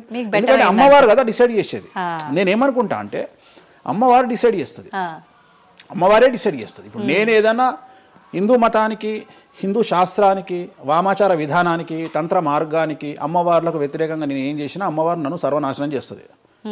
ఒకవేళ నా జోలికి వస్తే అమ్మవారు చూసుకుంటుంది, వాళ్ళ సంగతి నాకు అనవసరం. ఇప్పుడు మీరు అన్నారు అంటే ఈ దశమహావిద్యల్లో అమ్మవార్లకి మద్యము ఇవన్నీ పంచమకారాలన్నీ కూడా కామన్, అది అందరికీ తెలిసిందే అని. మరి మీరొక్కరే ఎందుకు బల్లగుద్దినట్టు ఇది వాస్తవం అని చెప్తున్నారు? అందరూ చెప్పే విధానం ఏ రకంగా ఉంది అంటే మనలో ఉన్న ఈ చక్రాలని యాక్టివేట్ చేయడము, మద్యము అని అంటే మద్యం కాదు ఇంకేదో అని చెప్పి, మాంసము అంటే మాంసం కాదు అల్లంతో ఇంకేదో మిక్స్ చేస్తే వచ్చేదాన్ని మాంసంగా పలుకుతారు కానీ అది మాంసం కాదు, అంటే జీవిని చంపడం ఇదంతా కాదు, ఈ విధానం చాలా మంది చెప్పుకుంటారు వస్తున్నారు. ఏం చెప్తారు అట్లా? అంటే దక్షిణాచారంలో పూజలు చేసే వాళ్ళు వాళ్ళ దగ్గరికి భక్తులు రావాలి అంటే వాళ్ళు అదే చెప్తారు. ఓకే, నీకు దీనికి ఒక ఎగ్జాంపుల్ చెప్తా. 2 వీలర్ ఎప్పుడైనా వాడినావా నీ లైఫ్ లో? నువ్వు 2 వీలర్ వాడినవా? నేను అడుగుతున్నా తల్లి, నిన్నే అడుగుతున్నా. 2 వీలర్ ఎప్పుడైనా వాడినవా? నేను ఎప్పుడు డ్రైవ్ చేయలే. సో 2 వీలర్ వాడిన వాళ్ళకే తెలుస్తుంది ఈ విషయం, చాలా బాగా తెలుస్తుంది. 2 చక్రాల బండి వాడిన వాడు కార్పొరేటర్ దాంట్లో ఆ పెట్రోల్లో చెత్త వస్తుంది. చెత్త వచ్చినప్పుడు బండి స్టార్ట్ కాదు, స్టార్ట్ కాకపోతే మనం కొట్టి కొట్టి కొట్టి కొట్టి మెకానిక్ దగ్గర తీసుకుపోయి మెకానిక్ దగ్గర పెడతాం బండి. ఏ మెకానిక్ కూడా మన ముందు కిక్కు కొట్టాడు. బండి ఫస్ట్ మనం ఆపగానే వాడు చేసేది ఫస్ట్ అది ఇప్పుతాడు మొత్తం. ఎందుకంటే వాడికి తెలుసు ఒకవేళ పుసుక్కున స్టార్ట్ అయితే వీడు నాకు పైసలు ఇయ్యాడు. అందుకని ఏం చేస్తాడంటే దాన్ని కిక్కు కొట్టకుండా మొత్తం డప్ప నిప్పి కార్పొరేటర్ క్లీన్ చేసి పైపు తీసి మొత్తం పెట్రోల్ ఇట్లా చూసి అంత పెట్టి చేసినాక ఒక కిక్కు కొట్టగానే కుయ్యి అని స్టార్ట్ అవుతుంది. 50 రూపాయలు ఇస్తారు అంటాడు. రైట్, అయిపోయింది.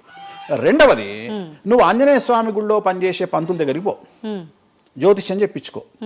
దోష నివారణ నీకు ఏం చెప్తాడంటే హనుమంతుడికి సింధూరము అంటాడు. అవును.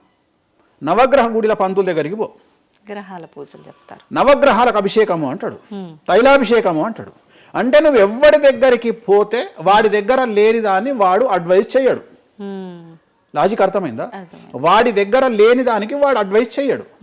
దశమహావిద్యల గురించి కానీ వామాచారం గురించి కానీ చేయగలిగిన తోపు తురుము సౌత్ ఇండియాలో వేణుస్వామి ఒక్కడే. బుద్ధి లేనివాడు ఎవడన్నా నువ్వు పోతే పండితుని దగ్గరికి పోతే నాకు చేత కాదండి, నేను ఎదవనండి, అక్కడ వేణుస్వామి గారు ఉన్నారండి అని ఎవడన్నా పంపిస్తాడా నిన్ను? పంపించరు. ఏమంటాడు అప్పుడు? అవన్నీ తప్పులు, నేను చేసే కరెక్ట్ అంటాడు. అంతేగాని నా దగ్గరికి వీళ్ళందరూ దారి మళ్ళిస్తారా? పొండి వేణుస్వామి దగ్గరికి, పొండి వేణుస్వామి దగ్గరికి అని. అప్పుడు ఏం చెప్తాడు? పంచమకారాలు లేవు అంటాడు. అప్పుడు నేనేం చెప్తున్నా? వేణుస్వామి నిజాయితీ పరుడు కాడు, వేరే వాళ్ళు నిజాయితీ పరులు కారు. మీ చేతిలో ఆండ్రాయిడ్ ఫోనో ఐఫోనో ఉంది, గూగుల్లో కానీ చాట్ జీపీటీలో కానీ జెమినీలో కానీ వామాచారం అంటే ఏందో ఓపెన్ చేయండి, దశమహావిద్యలు అంటే ఏందో ఓపెన్ చేయండి, వామాచారంలో ఉండే పంచమకారాలు అంటే ఏంటో ఓపెన్ చేయండి. మీకు మీరే తెలుసుకోండి. ఈ సమాజంలో తెలుగు రాష్ట్రాల్లో ఉన్న దొంగలెవరో దొరలెవరో మీరే గుర్తుపట్టండి. ఎవరు అబద్ధాలు చెప్తున్నారో అనే విషయాన్ని తెలుసుకోండి. వేణుస్వామి దొంగ అయితే వేణుస్వామి దగ్గరికి రాకండి, వేణుస్వామి జ్యోతిషం చేత కాకపోతే రాకండి, వేణుస్వామి పంచమకారాలు తప్పు చెప్తే రాకండి. మీరు ఎవరిని అడగండి, మనుషుల మాట నమ్మకండి, దీన్ని నమ్మండి. నేను అందుకనే మనుషుల్లో మార్పులు ఉండొచ్చు, మనుషుల్లో భేదాభిప్రాయాలు ఉండొచ్చు, మనుషుల్లో ఈగోలు ఉండొచ్చు. దీంట్లో ఈగోలు లేవు, దీనికి ఈగో లేదు, దీనికి పొసెసివ్నెస్ లేదు, దీనికి ఈర్ష్య లేదు. మంచిగా ఓపెన్ చేయండి, వామాచారం అని కొట్టండి. వామాచారం అంటే ఏందో చూపిస్తుంది, పంచమకారాలు అంటే ఏందో చూపిస్తుంది, దశమహావిద్యలు అంటే ఏందో చూపిస్తుంది, కామాఖ్య దేవాలయం అంటే ఏందో చూపిస్తుంది. సో పంచమకారాల్లో ఏమేమి ఉంటాయో అదే చూపిస్తుంది. సో పంచమకారాలలో ఒక్కటి మాత్రమే గురుముత, మాకు గురువు ఏం నేర్పించిండో అది మేము చేయాలి. మిగిలిన 4 మైథునం, మిగిలిన 4 ఫిజికల్గా పెట్టాల్సిందే. సాత్విక దేవతలు అంటే గణపతి, సరస్వతి, వెంకటేశ్వర స్వామి, చండి, వీళ్ళంతా సాత్విక దేవతలు. మేము దశమహావిద్యలకు వచ్చేటప్పటికి ఉగ్రదేవతలు. ఉగ్రదేవతలకు ఎప్పుడు కానీ డైరెక్ట్గా నువ్వు ఏమైతే సబ్జెక్ట్లో ఉన్నాయో అవి పెట్టాల్సిందే. సో ఉగ్రదేవత విషయంలో కాంప్రమైజ్ అనేది లేదు. ఉగ్రదేవతలకు నువ్వు ఖచ్చితంగా సాటిస్ఫై చేయాల్సిందే. నాకు అర్థం కాని విషయం ఏంటంటే తెలంగాణలో ఆషాఢ మాసంలో బోనాల విషయంలో జరిగే తంతునే నేను కొత్తగా చేస్తలేను, అదే తంతు నేను చేస్తున్నా. మీకు అక్కడ లేని సమస్య ఇక్కడ ఎందుకు వస్తుంది నాకు అర్థమైతలేదు. కానీ అక్కడ బలి అండ్ పానకం, కళ్ళు, ఈ 2 సాకపోయటం మాత్రమే ఉన్నాయి. పంచమకారాలు ఏం లేవు కదా. మత్స్యం అంటే ఏంది? చేపతో ఏం కుంపలు మునిగినాయి. కానీ మీరు అన్నట్టుగా చూస్తే ఇక్కడ పంచమకారము, ఇక్కడ మాత్రం పంచమకారం కాదు కాబట్టి విమర్శిస్తున్నారేమో. అవునమ్మా, ఇప్పుడు ముద్ర అనేది అది ముద్ర తంతే కదా, క్రియనే కదా. తంత్ర మార్గంలో ముద్ర అనేది ఒక వ్యవస్థ. మత్స్యము అంటే చేపనే కదా. నువ్వు కొత్తగా పెట్టేది ఏముందాడా? మటను, మద్యము, మత్స్యము, ఇంకొకటి ఎక్కువ వస్తుంది నీకు, అంతే అంతే కదా నువ్వు పెట్టేది. కానీ అది కూడా ప్రాంతాన్ని బట్టి చేయాల్సిన విధానము. దాన్ని తీసుకొచ్చి ఇక్కడ మాట్లాడేది ఏంది, ఎందుకు మాట్లాడాలి అని అంటున్నారు కదా. సో ఇప్పుడు ఒక ప్రాంతానికే దేవత పరిమితం అయితే అట్లా అని కాదు, కొంతమంది ప్రాంతానికి పరిమితమై ఉంటారు, కొంతమంది గ్రామానికి పరిమితమై ఉంటారు, అలా ఉంటూ ఉంటారు కదా. మరి అక్కడ కామాఖ్య దగ్గరే చేయాలి, కామాఖ్య దగ్గరే మాట్లాడాలి, ఆ పూజలు తీసుకొచ్చి ఇక్కడ చేయడం ఎందుకు? ఇక్కడ నేను ఏం చేయలేదే అనే వాళ్ళు ఉన్నారు. అవునమ్మా, అదే చెప్తున్నా. వాళ్ళు ఎందుకు అంటున్నారు అంటే వాళ్ళకు పొట్టబోతుంది కదా, వాళ్ళ కూడు దగ్గర నోటి దగ్గర కూడిపోతుంది కదా, మస్తుగా మాట్లాడతారు. ఇది ఏమైతుంది? నేను ఒక లాజిక్ చెప్తా. ఇప్పుడు నీకు ఒక షాపు నడుస్తుంది, బుక్ స్టాల్ అంటే ఎదురుగా ఇంకో బుక్ స్టాల్ పెట్టినప్పుడు ఆటోమేటిక్గా వీటి దెబ్బతింటాడు. నేను ఒక కొత్త మార్గం ఎంచుకున్నా, ఈ కొత్త మార్గం ఎంచుకోవడానికి దమ్ము ధైర్యం కావాలి. నా వేలో నేను వెళ్తున్నా. నన్ను విమర్శించడానికి చాలా మంది వస్తారు. కారణం ఏంటి అంటే వేణుస్వామి ఒక్కడే, వేణుస్వామి ఒక్కడే. కానీ 99 మంది పాజిటివ్ దక్షిణాచారంలో వెళ్తే వేణుస్వామి ఒకడే వామాచారంలో వెళ్తున్నాడు. వీళ్ళకి నేను అందరికీ కాంపిటీటర్గా వీళ్ళు భావిస్తున్నారు. నేనేమంటున్నా అంటే సార్ నీకు నేను కాంపిటీటరే కాదు, ఎందుకంటే మీరందరూ సౌందర్య మన ఆమె పేరు ఇంకో సాయి ఏమో హీరోయిన్ పేరు ఏదో ఉంటుంది కదా, సాయి పల్లవి. సో మీరంతా సాయి పల్లవి సౌందర్య టైపు, నేను సన్నీ లియోన్ టైపు. నన్ను వదిలేయండి, నన్ను వదిలేయండి. నాకు మీకు కాంపిటీషన్ లేదు. నేను బికినీ మీద తిరుగుతా, నేను అన్ని వదిలేసుకున్నా. నా మొలదారం కూడా తీసి పక్కకు పెట్టిన. అంటే నాకు బట్టలు ఇప్పే అవకాశం మీకు ఇయ్యట్లా, మొత్తం ఇప్పేసుకున్నా నేను ఆల్రెడీ. మీరు ఇప్పుదామంటే ఏం లేవు నా దగ్గర చివరికి నా అండర్వేర్తో సహా నా మొలదారంతో సహా ఇప్పుకున్నా. ఇంకేం లేవు మీరు ఇప్పడానికి. సో మీ పని మీరు చేసుకోండి, మీరు సాత్విక దేవతలను ఆరాధించుకోండి, మీరు ఏం చేసుకోండి. వీళ్ళదంతా ఏ కాన్సెప్ట్ అంటే సువర్ణ పుష్పార్థం అక్షతాం సమర్పయామి అంటే సువర్ణ పుష్పం అనుకొని అక్షతలేనైనా మీరు అదే బ్యాచ్. మందు అనుకొని మటన్ అయినా, మాంసం అనుకొని మటన్ అయినా, మందు అనుకొని స్కాచ్ పోయినైనా నాది ఆ బ్యాచ్. నా బ్యాచ్ నాదే. నేను జెన్యూన్గా ఏం కావాలనో అమ్మవారికి అదే ఇస్తా. చాలామంది శాస్త్రంలో వారాహి అమ్మవారికి ఎరుపు రంగు అన్నము నైవేద్యంగా పెట్టమని చెప్పారు. ఇక మన మేధావులు ఇంత కుంకుమ తీసుకొని అన్నంలో కలిపి ఇక ఫీల్ అవుతుంటాడు, ఇక వాడికి రక్తం కలిపినట్టే ఇక తీసుకొచ్చి పెడతాడు. అంటే నువ్వు అమ్మవారిని పిచ్చిదాన్ని చేస్తావా? శాస్త్రం ఏం చెప్పింది, నువ్వేం చేస్తున్నావు అంటే చెక్ చేసుకోమని చెప్పి ఇవి చెప్ప చేత కాదు ఎవరికి. శాస్త్రం ఏం చెప్పింది, వారాహి అమ్మవారికి ఎరుపు రంగులో అన్నం పెట్టమని చెప్పింది. నువ్వేం చేస్తున్నావు, అమ్మవారిని మోసం చేసి కుంకుమతో అన్నం పెడుతున్నావు. ఆ కుంకుమ కూడా ఒరిజినల్ కాదు, డూప్లికేట్ కుంకుమ. సో అక్కడ ఏం పెట్టాలనో నాకు తెలుసు, నువ్వు వాటి పెడతలేవు. అమ్మవారిని నిన్నెందుకురా అనుగ్రహిస్తుంది? అమ్మవారిని నిన్ను ఎందుకు అనుగ్రహించాలి అంటే నువ్వు అమ్మవారిని మోసం చేసే మొనగానివి కదా, మోనార్కు కదా నువ్వు. నేను మోసం చేయ అమ్మవారిని. రెండవది, నన్ను నమ్మితే నా దగ్గరికి రమ్మంటున్నా. నా మాట వినకండి, వాళ్ళ మాటనే వినండి, ఈ శుద్ధపూసల మాటనే వినండి, నా మాట వినకండి. ఫస్ట్ మీరు నన్ను మెచ్చుకున్న వీడియో దయచేసి చూడకండి. నన్ను యాంకర్లు బట్టలిప్పాలి అని ప్రయత్నం చేసిన వీడియోలు చూడండి. నన్ను చాలా వరకు అంటే ఈయన ఏదో దొరకబట్టి విని ఆ ఉన్న లాస్ట్కు నా ముల్లారం కూడా ఇప్పేసిన, ఇంకేమైనా ఉన్నాయేమో బాడీలో గుంజుదామో అని ప్రయత్నం చేసే యాంకర్ల వీడియోలు చూడండి. నా గురించి నెగిటివ్ పెట్టిన వీడియోలో చూడండి. మీకు నా మీద చివరిగా నమ్మకం కలిగి ఈయన దగ్గర విషయం ఉందంటే రండి, లేకుంటే రాకండి. ఇంకొక విషయం అంటే మీరు ఇంత ధైర్యంగా దర్జాగా ఒక సవాల్ విసిరినట్టుగా మాట్లాడుతున్నారు వీడియోలో మాట్లాడినప్పుడు. మరి మీరు చెప్పినవన్నీ అంటే వేణుస్వామి చెప్పినవన్నీ వాస్తవాలైతే, శాస్త్రంలో ఉంది నేను చూపిస్తానే అతనైతే, ఎంతసేపు ఉన్నా ఆయన పర్సనల్ వీడియోలో చెప్పడము, వేరే యాంకర్ల దగ్గర చెప్పడం తప్ప డిబేట్లకు ఎందుకు రారు, వచ్చి మాతో వాదించవచ్చు కదా, ప్రూవ్ చేయొచ్చు కదా అని చాలా మీరు రెడీనా? డిబేట్లకు రాను. ఎందుకని? కానీ మనం అగ్రిమెంట్ పేపర్లు రాసుకుందాం. నీ ద్వారా చెప్తున్నా నువ్వు కామాఖ్యకు నేను తీసుకుపోతా. నేను చెప్పిన దాంట్లో కామాఖ్యలో ఏది జరగకపోయినా నా దుకాణం పని చేసుకుంటా. నా ప్రాపర్టీ మొత్తం రాసి చేసి నేను నా ఫ్యామిలీతో సహా దేశం వదిలిపెట్టి వెళ్ళిపోతా, లేదు స్టేట్ వదిలిపెట్టి వెళ్ళిపోతా. అన్ని వాస్తవం అని మీరు ప్రూవ్ చేస్తారు. అక్కడ అక్కడికి నేను ప్రూవ్ చేసిన అవసరం లేదమ్మా. నీకే ₹1,00,000 ఇస్తా, పోయి చూసుకొని రాదు కెమెరాలో. ఓకే, దీనికి ఎందుకు డిబేట్ ఎందుకు? నువ్వే పోయిరా, నీకు నేను డబ్బులు ఇస్తా, ₹1,00,000 ఇస్తా, పోయిరా. ఓకే, పోయేసి అక్కడ ఏమేమి జరుగుతుంది, ఏమేమి పూజలు చేస్తారో నువ్వే చెప్పు. ఇప్పుడు కామాఖ్యలో కూడా అమ్మవారి గర్భగుడి లోపల దాకా ఈ పంచమకార వ్యవహారం కానివ్వండి, బలి సాంప్రదాయం, ఆ బలికి సంబంధించిన విధానం కానీ లోపలికి లేదు, అది కూడా ఏదున్నా మెయిన్ గుమ్మం బయటే అని అంటున్నారు. అది సో ఇది అంతా నీకు ఎప్పుడు రైట్స్ వస్తాయి అంటే చూసినప్పుడు మాట్లాడడానికి వస్తాయి. నువ్వు ఎవరో చెప్పిన దాన్ని నన్ను కార్నర్ చేయడానికి అడిగితే పనికిరావు. నేను అనే పాయింట్ ఏంటంటే ఇవన్నీ షో చేయడానికి పని చేయనటువంటి వ్యవస్థ. అంటే ఇవన్నీ నేను వీడియో రూపంలో మీ ముందుకు తీసుకురాలనేటువంటి వ్యవస్థ. సో దీనికోసము నువ్వు వాళ్ళ కోణంలో నన్ను ప్రశ్న అడిగినావు అనుకో, నేనేమంటున్నా అంటే నా కోణంలో అడిగిపిస్తా, వచ్చి చూడు. నా కోణంలో నువ్వు ఎప్పుడు అడుగుతావు? నాతో పాటు వచ్చినప్పుడు అడుగుతావు. నువ్వు నాతో పాటు చూడకపోతే నువ్వెట్లా అడుగుతావు? అట్లనంట ఇట్లనంట. ఇప్పుడు నార్త్ ఇండియా వాడు ఉన్నాడు, నేపాల్లో ఉంటాడు, వానికి వెంకటేశ్వర స్వామి విగ్రహం ఏందో తెలియదు. సపోజ్ వానికి ఎవరో చెప్పిండు ఎల్లిగాడు వెంకటేశ్వర స్వామి కాదు అమ్మవారు ఉన్నదని, వాడు కూడా నువ్వు అడిగినట్టే అక్కడ లోకల్ యాంకర్ అడుగుతుంది, ఆడ వెంకటేశ్వర స్వామి కాదట అమ్మవారు ఉన్నదట కదా అంటాడు. నువ్వు చూస్తే చెప్తావు, అరే పిచ్చినాయాలా, అరే ఎదవనాయాలా, ఆడున్నది వెంకటేశ్వర స్వామిరా, దేవుడురా అని చెప్తావు. ఆ, అవునా? అవును. నువ్వు ఆ కామాఖ్యమ్మ వాడిని చూస్తానని ఇట్లా అడగకపోతుంటే నువ్వేం అడుగుతుంటే నీ వర్షన్ మారుతున్నావు. వేణుస్వామి గారు మిమ్మల్ని ఎందుకు టార్గెట్ చేస్తున్నారండి ఈ ఎదవలు అని అడిగే విధానం మారుతుంది. మారుతుందంటారా పక్క? నువ్వు చూడకపోతే నీకు ఎక్కడ అడుగుతావు? హా. నీ ఆలోచన విధానం ఏంటంటే ఈయన ఏమన్నా ఇరుకున పెడదామా అనే ఆలోచనే తప్ప, అరే ఈయన మరి నేను చూడలేదు కదా, నాకు రైట్సే లేవే అని నువ్వు అనుకుంటలేవు. నీకు రైట్స్ ఎక్కడ ఉన్నాయమ్మా అడగడానికి? నన్ను అడగడానికి నీకు రైట్సే లేవు. అంటే మీరు అన్నట్టు నేను అక్కడికి వచ్చి చూస్తే అక్కడ జరిగేది చూస్తా, అది మాత్రం శాస్త్ర ప్రకారంగా జరుగుతుందో లేదో నేను చూడలేను కదా. అంటే దీన్ని బట్టి నీ ఉద్దేశం ఏంటి అంటే, ఒక దేవాలయంలో కూడా శాస్త్ర ప్రామాణికంగా జరగదు. కామాఖ్యలో తెలుగు వాళ్ళు మాట్లాడుకునే, పండితులు మాట్లాడుకునేవే నిజాలు. ఇప్పుడు నువ్వు అనేది అదే కదా. అంటే అది ప్రాంతీయం ప్రకారంగా జరుగుతుంది, అది మరి శాస్త్రంలో ఏదైనా ఉండొచ్చు, ప్రాంతీయమే ఉండకపోవచ్చు. జరుగుతుందమ్మా, ఏదైనా ప్రాంతీయమే జరుగుతుంది, ఏదైనా ప్రాంతీయమే జరుగుతుంది. గోవాల కసినో ఆడితే తప్పు లేదు, తెలంగాణలో కసినో ఆడితే తప్పు. దాన్నే దేశకాలమాన పరిస్థితులు అంటారు.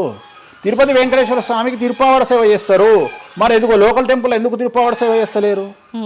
తిరుపతి వెంకటేశ్వర స్వామి వారికి పునుగుపిల్లి తైలం పెడతారు, మరి అట్లనే ఇప్పుడు రేపటి నుండి రామాలయంలో పునుగుపిల్లి తైలం పెట్టి నువ్వు వచ్చి నువ్వు స్టార్ట్ చేయమ్మా. మన తెలుగు రాష్ట్రాలలో నువ్వు ప్రాంతీయత గురించి మాట్లాడుతున్నావు కదా. అంటే ఒక్కొక్క దానికి ఒక్కొక్క కట్టుబాట్లు ఉంటాయి. అవునమ్మా, నీకు కావాల్సింది అల్టిమేట్ గా ఏంది? నీకు డబ్బు కావాలి, నువ్వు కోరుకున్న కోరికలు తీరాలి, అంతే కదా. నువ్వు కోరుకున్న కోరికలు తీరాలి. ఎంతమంది ఎకనామికల్ అఫెన్స్ చేస్తలేరు భారతదేశంలో? టీచర్ దగ్గర నుండి మొదలుకుంటే ప్రతి ఒక్క నువ్వు ₹1,00,000 లోన్ తీసుకొని కట్టకపోతే నీ ఇంటి ముందరకు వస్తారు. 20,000 కోట్లు తీసుకున్నాడు దొబ్బేస్తామని సంఖ కూడా ఎవడు పట్టుకోడు. ఇవి కదా మనం మాట్లాడుకోవాలి. ఇవి చేతగావు. వేణుస్వామి కామాఖ్య నుండి అమ్మవారిని తెచ్చి హైదరాబాద్లో పెట్టిండు అంటే నేను అనే పాయింట్ ఏంటంటే ఇదే చెప్తున్నా. ఇప్పుడు విమర్శించడానికి, బట్టలిప్పడానికి చేసే ప్రయత్నము, నువ్వు సబ్జెక్ట్ గురించి ఆలోచించి వామాచారం అంటే ఏంది, దీనివల్ల లాభం ఏంది, ఇది కదా అడగాల్సిన ప్రశ్నలు. కానీ ఏం చేస్తున్నావు? నీ దగ్గరకు వచ్చే వరకు సాధ్యమైనంత వరకు అసలు కామాఖ్యలో ఇష్టమే లేదట కదా. ఒకవేళ నిన్ను నిరూపిద్దామని నేను విశ్వ ప్రయత్నం చేస్తే చివరికి నువ్వేం మాట్లాడతావు? అది అక్కడ లోకల్ అట కదా. అవును, లోకలే, అది లోకలే. ప్రతి ప్రాంతానికి ఆచారం ఉంటుంది. మరి సంక్రాంతి అనే పండుగ ఆంధ్ర వారిది కదా, తెలంగాణలో లేదు కదా. మరి తెలంగాణ రేపటి నుండి వేస్తే జనవరిలో తోలు తీద్దాం ఒకనొకంది చెప్పు, మరి చేద్దాం. పతంగులు ఎగిరేసుడు తెలంగాణ ప్రాంతం కదా, ఆంధ్రాలో కూడా నేస్తే తందాం ఈసారి చెప్పు, మరి నువ్వే చెప్పు. ఎందుకు బ్రిటిష్ వాళ్ళు అలవాటు చేసిన న్యూ ఇయర్ ని మనం జరుపుకోవట్లేదా? అంటే నీకు నచ్చిందేమో. నేను అదే చెప్తున్నా, మీరు చేస్తే సంసారం, వేణుస్వామి చేస్తే వ్యభిచారం. అంటే అర్థమైంది ఏంటంటే యాంకరింగ్. ఇప్పుడు ఇంటర్వ్యూ మనం మాట్లాడుకుంటే సంవత్సరం గురించి మాట్లాడదామంటే నీకు అల్టిమేట్గా కాంట్రవర్సీ కావాలి. ఎందుకంటే జనాలు కాంట్రవర్సీ తన్నుకొని వస్తే ఎంజాయ్ చేస్తారు. ప్రశాంతంగా కూర్చొని ఓం నమో వెంకటేశాయ, వెంకటేశ్వరం కొబ్బరికాయ కొడతాడు, వెంకటేశ్వరం 3 నామాలు ఉంటాయి అంటే ఎవరు చూడడు. ఇట్లా మనం ఇద్దరం పెంట పెట్టుకున్నాం అనుకో, కింద నన్ను వచ్చిండ్రు ఆ దున్నపోతు అని ఒక కామెంట్ పెట్టి ఎంజాయ్ చేస్తాడు చేస్తాడు. సో ఇవన్నీ చూసి చూసి చూసి చూసి చూసి వెక్స్ అయిపోయినా. నేను ఒకటే నమ్ముతా, ఒక మనిషి విమర్శించంగానే ఆ మనిషి లైఫ్ నాశనం అయితే ఆ మనిషి బ్రతికి వేస్ట్. ఒక మనిషి కొట్టగలిగితే ఆ మనిషి లైఫ్ వేస్ట్. మీరు ఏం కొట్టుకుంటారో, ఏం విమర్శ చేసుకుంటారో మీ ఊహకే వదిలేస్తున్నా. వేణుస్వామి అన్టచబుల్. వేణుస్వామి చాలా కష్టపడి స్థాయికి వచ్చిండు. సో వేణుస్వామి చెప్పేవేవి అబద్ధాలు కాదు. ఇంత పెద్ద స్టేట్మెంట్ ఇస్తున్నా. వేణుస్వామి తప్పు చేస్తే వేణుస్వామిని అమ్మవార్లు సర్వనాశనం చేస్తారు, 1000 ముక్కలు చేస్తారు. వేణుస్వామి సర్వనాశనం అయిపోతాడు. నా జోలికి ఎవడొచ్చినా వాన్ సంగతి అమ్మవారు చూసుకుంటుంది. ఇంతకంటే బిగ్గెస్ట్ స్టేట్మెంట్ ఎవడు ఇయ్యాడు ప్రపంచంలో, నేను ఇస్తున్నా. సో నేను ఇక్కడున్న తొప్పాసగాళ్ళతో డిబేట్ పెట్టాల్సిన అవసరం నాకు లేదు. నీకు దమ్ముంటే నువ్వు తీసుకురా, ఎవరిని తీసుకొస్తావో నేను డబ్బులు పెట్టుకుంటా, కామాఖ్య తీసుకుపోతా, చూపిస్తా. మళ్ళీ మొత్తం చూపించిన తర్వాత నేను నోట్ల నుంచి ఇది లోకల్ ఇది లోకల్.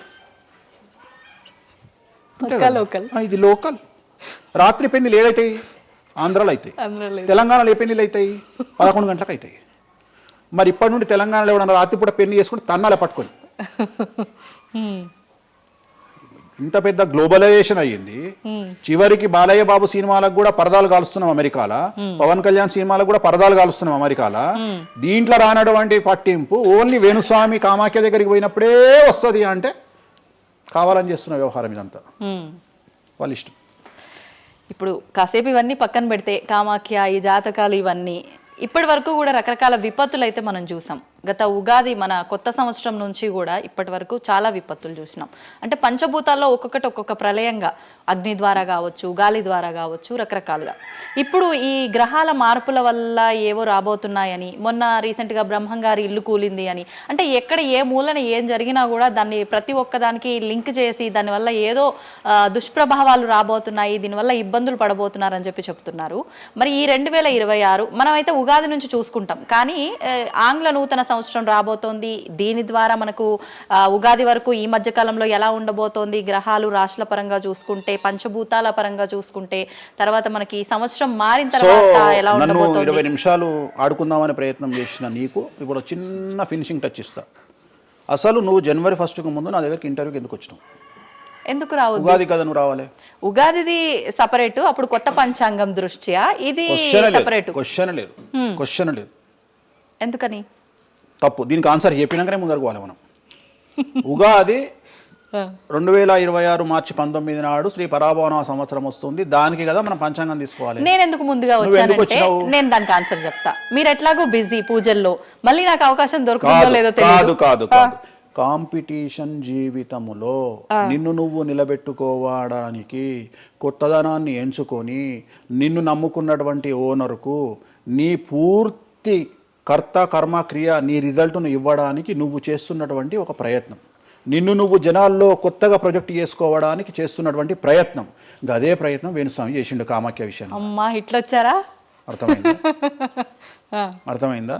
కాబట్టి జనాల్లో కొత్తదానంలో కొత్తగా వస్తే నువ్వు గదే యాంకరింగ్ నేర్చుకున్నావు, గాయన గదే అడ్వకేట్ చదువుకుండు, గా టీవీ ఛానల్ గదే చేసింది. మరి గా టీవీ ఛానల్ ఏమో ప్రైమ్ టైమ్ స్లాట్ 2 లక్షలు ఎట్లా పోతుంది? పనికి వాళ్ళ చిన్న ఛానల్ 2000 ఎందుకు పోతుంది అంటే వాళ్ళు కష్టపడడానికి, వాళ్ళు చేసిన స్టింగ్ ఆపరేషన్లు కావచ్చు, వాళ్ళు జీవితాన్ని నాశనం చేసిన విధానం కావచ్చు, వాళ్ళకి ఆ పేరు వచ్చింది. సో అట్లనే వేణుస్వామి కష్టపడి ఈ స్థాయికి రావడానికి వేణుస్వామికి అంటూ ఒక బ్రాండ్ ఉన్నది. సో రెండవది, ఇదే సంవత్సరం ఇదే ఛానల్లో 2025 శివ అనే ఒక యాంకర్ కు నేను ఇంటర్వ్యూ ఇచ్చిన. అందులో చాలా విషయాలు చెప్పిన. ఏమేం చెప్పిన? ఈ సంవత్సరము రైలు ప్రమాదాలు ఎక్కువ అని చెప్పిన, విమాన ప్రమాదాలు ఎక్కువ అని చెప్పిన. చెప్పంగా వెనకకెంచి వచ్చి వీరికి పని పాట లేదు, వీడు పొద్దుగాలు లేస్తే ఇటువే మాట్లాడతాడు అని తిట్టిరు నన్ను. మరి అయినప్పుడు ఒక్కడన్నా పెట్టడేంద్రా? పెట్టాలే కదా. ఎందుకు పెట్టారు అంటే చివరికి జ్యోతిష్యం చెప్పుకునే స్వేచ్ఛ కూడా మా బొందకు లేకుండా చేసిరు. జ్యోతిష్యంలో అరే ఇప్పుడు నా సొంత కవిత్వం కాదు, ఎవరిని అడిగినా చెప్తారు. ఈ సంవత్సరం గురువు అధిపతి కమాండర్ కేతువు అన్ని క్లియర్గా ఉన్నాయి. కేతువు అంటే మోక్షకారకుడు, భక్తికారకుడు. ఈ సంవత్సరం 2026లో ఎక్కడైతే జనాలు గుమిగూడు ఉంటారో అక్కడ ప్రాబ్లమ్స్ వస్తాయి. అది రేపు జరగబోయేటువంటి పుష్కరాలు కావచ్చు, రేపు జరగబోయే సమ్మక్క సారక్క పండగ కావచ్చు, లేకపోతే దేవాలయాల్లో ముక్కోటి ఏకాదశి కావచ్చు, ఎక్కడైతే భక్తి భావం ఉంటుందో అక్కడ చాలా పెద్ద పెను ప్రమాదాలు, సంచలనాలు జరుగుతాయని శాస్త్రం చెప్తుంది. శాస్త్రం చెప్పినప్పుడు ఆ శాస్త్రాన్ని వేణుస్వామి చెప్తున్నాడు. దీన్ని కూడా తప్పు తీసుకుపోయి వేణుస్వామి ఏలినాడు శని నడుస్తుంది మేషరాశికి, మేషరాశి బాగుండదు అని చెప్పాలి కానీ మేషరాశి సూపర్ స్టార్లు అవుతారని నేనెందుకు చెప్తా అంటే, ఒక చూసినావా వేణుస్వామి మన ఒక ఆమె నేను మీనరాశి బాగాలేదంటే మీనరాశికి బాగాలేదని చెప్తున్నా వేణుస్వామి ఎట్టడే ఎప్పుడు వేణుస్వామి అని ఇట్లా ఊరుతుంది, ఇట్లనే ఊరుతుంది ఆమె, ఇట్లనే అంటుంది వేణుస్వామి చెప్పిండు అని తిట్టింది. నువ్వు నమ్మవమ్మా, ఆమెను అమెరికా నుండి పంచుప్రభాకర్ అని ఒక ఆయన ఉంటాడు, ఆయన తిట్టిండమ్మా ఆ బూతులు భగవంతా నేనైతే తెల్లారి చచ్చిపోతుండే. అంటే వాళ్ళిద్దరికి ఫైటింగ్ జరిగి గదే మీనరాశి అని చెప్తున్నాను నేను. ఆమె మీనరాశి అంట, గదే మీనరాశి అంటున్నాను నేను. అంటే నేను చెప్పేది అదే. నేను చెప్పేది ఫస్ట్ శనీశ్వరుడు కాదు, శనేశ్వరుడు. శనీశ్వరుడు అని ఎందుకు వచ్చింది అంటే, ఒకరోజు శని శంకరుడు ఇద్దరు కలిసినప్పుడు శంకరుడు శనిని అడుగుతాడు, ఏందా నేను చూస్తే పెద్ద అందరు భయపడుతున్నారు, చాలా పెద్ద పెద్ద వాళ్ళు భయపడుతున్నారు, నువ్వు తోపు తురుమట కదా అంటాడు. అంటే నేను తోపు తురుమా కాదా, రేపు చెప్తా నీ సంగతి అంటాడు. ఎవరు? శని ఈశ్వరుని అంటాడు. అంటే ఏంది అంటే, రేపు నీ టైం వచ్చింది, నీ సంగతి ఏందో చెప్తా అంటాడు. అంటే తెల్లవారి పొద్దున సూర్యోదయానికి శంకరుడు పోయి ఒక చెట్టు తొర్రలో దాచుకొని సాయంత్రం సూర్యాస్తమయం వరకు చెట్టు తొర్రలోనే ఉంటాడు. ఉండి బయటకు వస్తాడు. బయటకు వచ్చిన తర్వాత శని ఎదురుపడితే నన్నేమో చేస్తా అన్నావు కదా, ఏం చేసినావు అంటాడు. అంటే నువ్వు లయకారకుడివి, ప్రపంచాన్ని శాసిస్తావు, ముల్లోకాలను శాసిస్తావు. అట్లాంటి నిన్ను తీసుకుపోయి సూర్యోదయం నుండి సూర్యాస్తమయం దానిక చెట్టు త్వరలో దాచిపెట్టిన ఇంతకంటే నేను చేసేదే ఉంది అంటాడు. ఆట మొదలు పెట్టేశాడు అక్కడ ఆల్రెడీ. అప్పటి నుండి ఆయనకు శనీశ్వరుడు అని పేరు వచ్చింది. Okay okay. సో ఇది జరిగింది శంకరుడికి కూడా జరిగింది, రాముడికి కూడా జరిగింది. సో ఏలినాటి శని పీరియడ్లో, షష్టమ శని పీరియడ్లో బాధలు పడేటువంటి పరిస్థితి ప్రతి ఒక్కళ్లకు ఉంటుంది. రెండవసారి ఏలినాటి శనిలో మరీ దరిద్రంగా ఉంటుంది. కలియుగంలో దాని తీవ్రత చాలా ఎక్కువగా ఉంటుంది. కలియుగంలో ఫిజికల్ కంటే మానసికమైన దెబ్బలు చాలా ఎక్కువగా ఉంటాయి. జనాలు కొట్టే దెబ్బలు చాలా ఎక్కువగా ఉంటాయి. నరఘోష వల్ల తినే దెబ్బలు చాలా ఎక్కువగా ఉంటాయి. కలియుగ దైవమైనటువంటి వెంకటేశ్వర స్వామి వారికే ఎన్నో రకాల పూజలు చేసి దిష్టి తీయడానికి ప్రయత్నం చేస్తున్న సందర్భంలో ఆఫ్టర్ ఆల్ మానవుల మనమెంత. సో మన మీద ఎన్నో రకాల దుష్ప్రయోగాలు ఉంటాయి, ఎన్నో రకాల నరఘోషలు ఉంటాయి. సో ఇవన్నీ జనాలకు తెలియజేయాల్సిన బాధ్యత ఒరిజినల్ పండితుడిగా, ఒరిజినల్ జ్యోతిష్కుడిగా నా మీద ఉంది. సో సొంత కవిత్వము జనాలకు పాజిటివ్గా చెప్పడానికి నేనేమి ఏమో అంటారు కదా, వ్యక్తిగత ఏదో అంటారు వాళ్ళను, వ్యక్తిగతంగా కౌన్సిలింగ్ ఇచ్చేటువంటి వాడిని కాదు నేను. సో నేను శాస్త్రం ఏం చెప్పిందో నేను దాన్ని మాత్రమే జనాలకు చెప్పడానికి నేను ఇక్కడ ఉన్నా. అంతేగాని క్యాన్సర్ వచ్చిన పట్టుకొని నీకు ఏం లేదు అని చెప్పి వాడిని ఇంటికి పంపించి 2 రోజుల తర్వాత సచ్చేటట్టు చేసేటువంటి నీచుడిని నేను కాదు. క్యాన్సర్ వస్తే క్యాన్సర్ వచ్చింది, ధైర్యంగా బతుకు, ఇంకా బతుకు, నీ కోరికలు తీర్చుకో, అన్ని కోరికలు తీసుకొని సావు అని చెప్తా. రెండవది, అన్ని తిని 60 ఏళ్ళు పోతే ఏం తినకుండా 80 ఏళ్ళు బతికితే లాభం లేదు. సో కలియుగంలో ఇవన్నీ సమస్యలు చాలా తీవ్రంగా ఉంటాయి. భార్యాభర్త కారులో పోతే పక్కింటోడు ఏడిస్తాడు, మంచి కారు కొనుక్కుంటే ఏడిస్తాడు, ఒక పిల్లగాడు మంచి ఉత్తీర్ణత శాతంలో పాస్ అయితే ఏడిస్తారు, మంచి ఉద్యోగం వస్తే ఏడిస్తారు, ఒక పొలిటికల్ బాగుంటే చస్తాడు, ఒక యాంకర్కు డబ్బులు వస్తే చస్తాడు. సో ప్రతి దగ్గర ఏడుపు ఏడుపు ఏడుపు, జలసు అనేటువంటిది రాజ్యమేలుతున్నటువంటి సందర్భంలో తెలుగు రాష్ట్రాలలో అది పీక్ స్థాయిలో ఉండేటువంటి పరిస్థితులలో నిజాలు చెప్పి జనాలని భయానికి దూరంగా ఉంచాల్సినటువంటి బాధ్యత నాది, జరగబోయే నష్టం నుండి కాపాడాల్సినటువంటి బాధ్యత నాది అని ఇంతమంది రాళ్ళేసినా, ఇంత చెండాల పనులు చేసినా, వ్యక్తిగతంగా నన్ను విమర్శలు చేసినా నేను ఎవరిని వ్యక్తిగతంగా విమర్శించడం లేదు. ఎందుకంటే ప్రతి ఒక్కడి ముడి కింద ఖచ్చితంగా సమస్యలు ఉంటాయి. ఈ శుద్ధపూస ఎవడూ కాదు.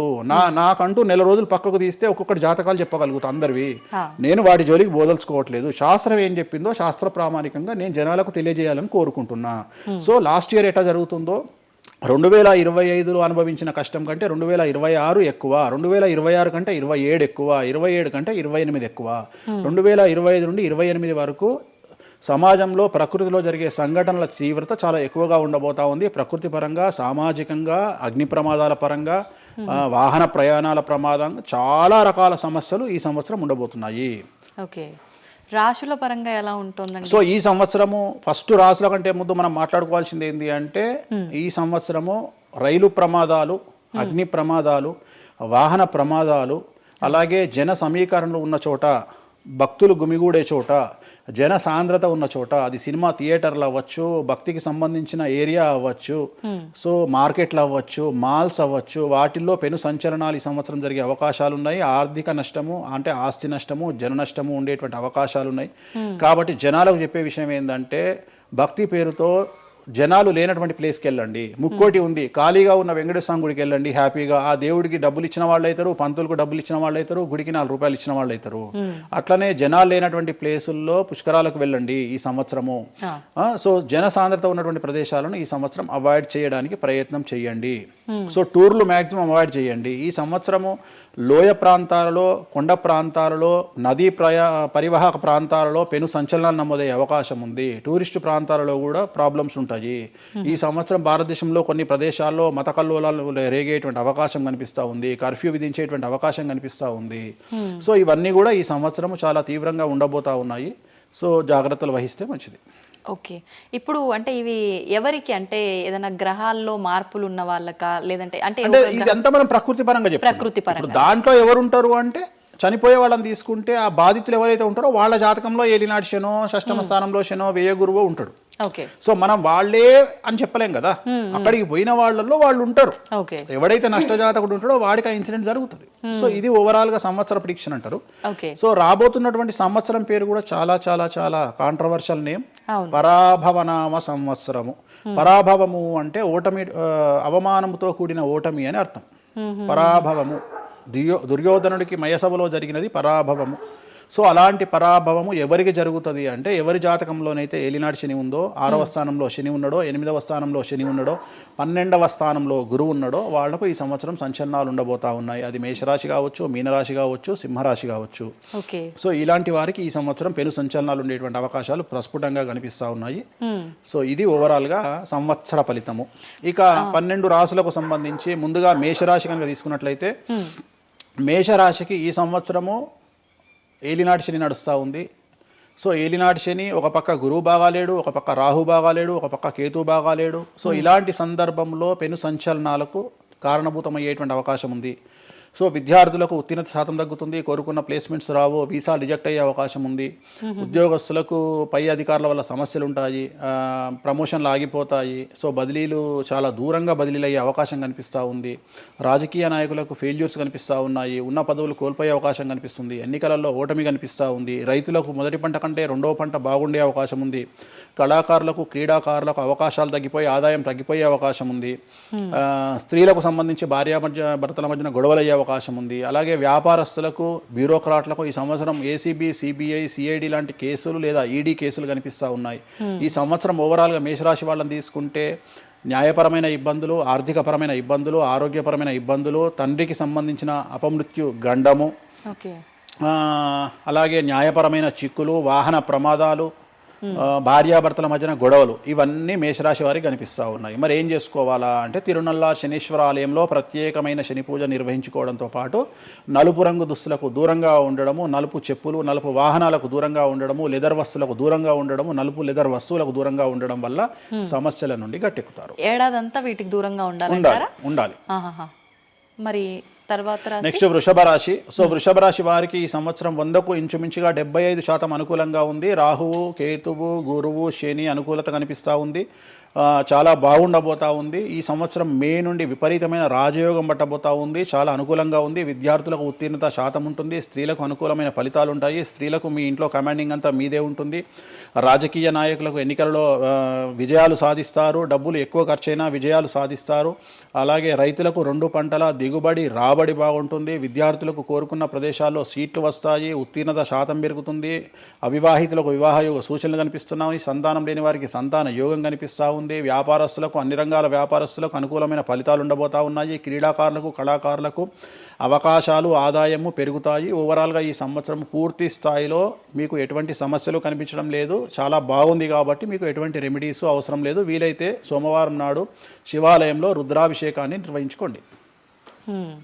సో నెక్స్ట్ మిథున రాశి. ఈ సంవత్సరం ఏదైనా రాశి 100కు 110% అనుకూలంగా ఉంది అంటే మిథున రాశి. సో గురువు, రాహువు, కేతువు అన్ని గ్రహాలు అనుకూలంగా ఉన్నాయి. పట్టిందల్లా బంగారంగా ఉంటుంది. గురువు అతిచారం వల్ల మీ జాతకం చాలా బాగుండబోతా ఉంది. గత 10 సంవత్సరాల నుండి మీరు పడుతున్నటువంటి కష్టాలన్నీ తొలగిపోయే అవకాశాలు కనిపిస్తూ ఉన్నాయి. సో కొత్త స్పీడ్తో ముందుకు వెళ్ళండి. కొత్త ఆలోచనలు చేయండి. ఎంత గొప్పగా జీవితంలో ముందుకెళ్లాలో ప్లాన్ చేయండి. చాలా గొప్పగా ఆలోచించండి. చిన్నగా ఆలోచన చేయకండి. గురువు విపరీత రాజయోగాన్ని ఇవ్వబోతా ఉన్నాడు. దైవబలం మీకు అనుకూలంగా ఉంది. గురుబలం మీకు అనుకూలంగా ఉంది. శనిబలం మీకు అనుకూలంగా ఉంది. కాబట్టి కొత్త వ్యాపారాలు ప్రారంభించండి. విపరీతమైనటువంటి చాలా గొప్పగా కలలు కనండి. ఆ కలలను సాకారం చేసుకునే దిశగా ప్రయాణం చేయండి. విద్యార్థులకు అనుకూలంగా ఉంది. ఉద్యోగస్తులకు అనుకూలంగా ఉంది. వ్యాపారస్తులకు అనుకూలంగా ఉంది. రైతులకు 2 పంటలు అనుకూలంగా ఉంది. సో ప్రతి వాళ్ళు చెరువులు, తర్వాత చేపల చెరువులు, రొయ్యల చెరువులు పండించే వాళ్ళకు అనుకూలంగా ఉంది. పౌల్ట్రీ ఫామ్ వాళ్ళకు అనుకూలంగా ఉంది. రాజకీయ రంగం వారికి అనుకూలంగా ప్రజల్లో మంచి మార్పులు కనిపిస్తూ ఉన్నాయి. స్త్రీలకు మీదే కమాండింగ్గా ఉంటుంది. కుటుంబంలో మీరు ఏం చెప్తే అది జరిగేటువంటి అవకాశాలు కనిపిస్తూ ఉన్నాయి. సో మిథున రాశి వారికి పూర్తి స్థాయిలో అనుకూలంగా ఉంది. ఎటువంటి రెమెడీస్, ఎటువంటి పూజలు అవసరం లేదు. అద్భుతం అయితే వీళ్ళది. నెక్స్ట్ కర్కాటక రాశి. సో నెక్స్ట్ కర్కాటక రాశి. సో కర్కాటక రాశి వారికి కూడా ఇంచుమించు 90% అనుకూలంగా ఉంది. కాకపోతే ఇక్కడ ఉన్న సమస్య ఏంటి అంటే మే వరకు 2026 మే వరకు కొద్దిగా వీళ్ళకు గురువు 12వ ఇంట్లో ఉన్నాడు కాబట్టి కాళ్ళు చేతులు విరిగే అవకాశం ఉంది. దెబ్బలు తగిలించుకునే అవకాశం కనిపిస్తూ ఉంది. జాగ్రత్తగా ఉండండి. సాధ్యమైనంత వరకు లెమన్ ఎల్లో కలర్ దుస్తులు ధరించే ప్రయత్నం చేయండి. చాలా అనుకూలంగా ఉండబోతా ఉంది. రాజకీయ రంగంలో ఉండే వాళ్లకు విపరీతమైనటువంటి విజయాలు సిద్ధిస్తాయి. జనాల్లో అనుకూలమైన వాతావరణం ఉంటుంది. వ్యాపారస్తులకు విశేషించి అనుకూలంగా ఉంటుంది. విద్యార్థులకు అనుకూలంగా ఉంటుంది. అలాగే రైతులకు అనుకూలంగా ఉంటుంది, కళాకారులకు క్రీడాకారులకు మరీ అనుకూలంగా ఉంటుంది. కాకపోతే ఓవరాల్గా కర్కాటక రాశి వారికి ఈ సంవత్సరం కొద్దిగా శత్రువుల యొక్క బెడద ఒక 10% కనిపిస్తూ ఉంది. కానీ శత్రువులను పట్టించుకోకండి. శని బలం వల్ల వాళ్ళు ఎంత ప్రయత్నాలు చేసినా, రాహు బలం వల్ల వాళ్ళు ఎంత ప్రయత్నాలు చేసినా మిమ్మల్ని ఎవరు ఏమీ చేయలేరు. సో మీరు చేయాల్సింది ప్రతి గురువారం నాడు లెమన్ ఎల్లో దుస్తులు ధరించే ప్రయత్నం చేయండి. అలాగే శ్రీకాళహస్తిలో గురు దక్షిణామూర్తి వద్ద గురువారం నాడు గురుహోరలో గురువుకు అంటే దక్షిణామూర్తికి అష్టోత్తర పూజ చేయించుకోండి. అలాగే పసుపు రంగు పువ్వు ఏదైనా ఉంటే అక్కడ నుండి తెచ్చుకొని ఇంట్లో పెట్టుకోండి, మీకు అనుకూలమైన ఫలితాలు ఉంటాయి. అంటే శని వీళ్ళకి ఫేవర్గా ఉన్నాడా అంటే? శని వీళ్ళకి చాలా ఫేవర్గా ఉన్నాడు, రాహు ఫేవర్గా ఉన్నాడు, కేతు ఫేవర్గా ఉన్నాడు, మే నుండి గురువు కూడా ఫేవర్గా ఉంటాడు. అది ఉన్న చిన్న చిన్న ఇబ్బందులకు కూడా ఏమైనా దానాలు అలాంటివి అదే మనం చెప్పిన ఎందుకు గురువు లెమన్ ఎల్లో కలర్ గురువుకు దక్షిణామూర్తి సరిపోతుంది, ఇంకా అవసరం లేదు, దానాలు అవసరం లేదు. మరి తదుపరి రాశి సో నెక్స్ట్ సింహరాశి. సింహరాశికి ఈ సంవత్సరం అష్టమ శని నడుస్తూ ఉంది. గురువు వ్యతిరేకమైన ఫలితాలు, రాహు కేతువు చాలా నెగిటివ్గా ఉన్నారు.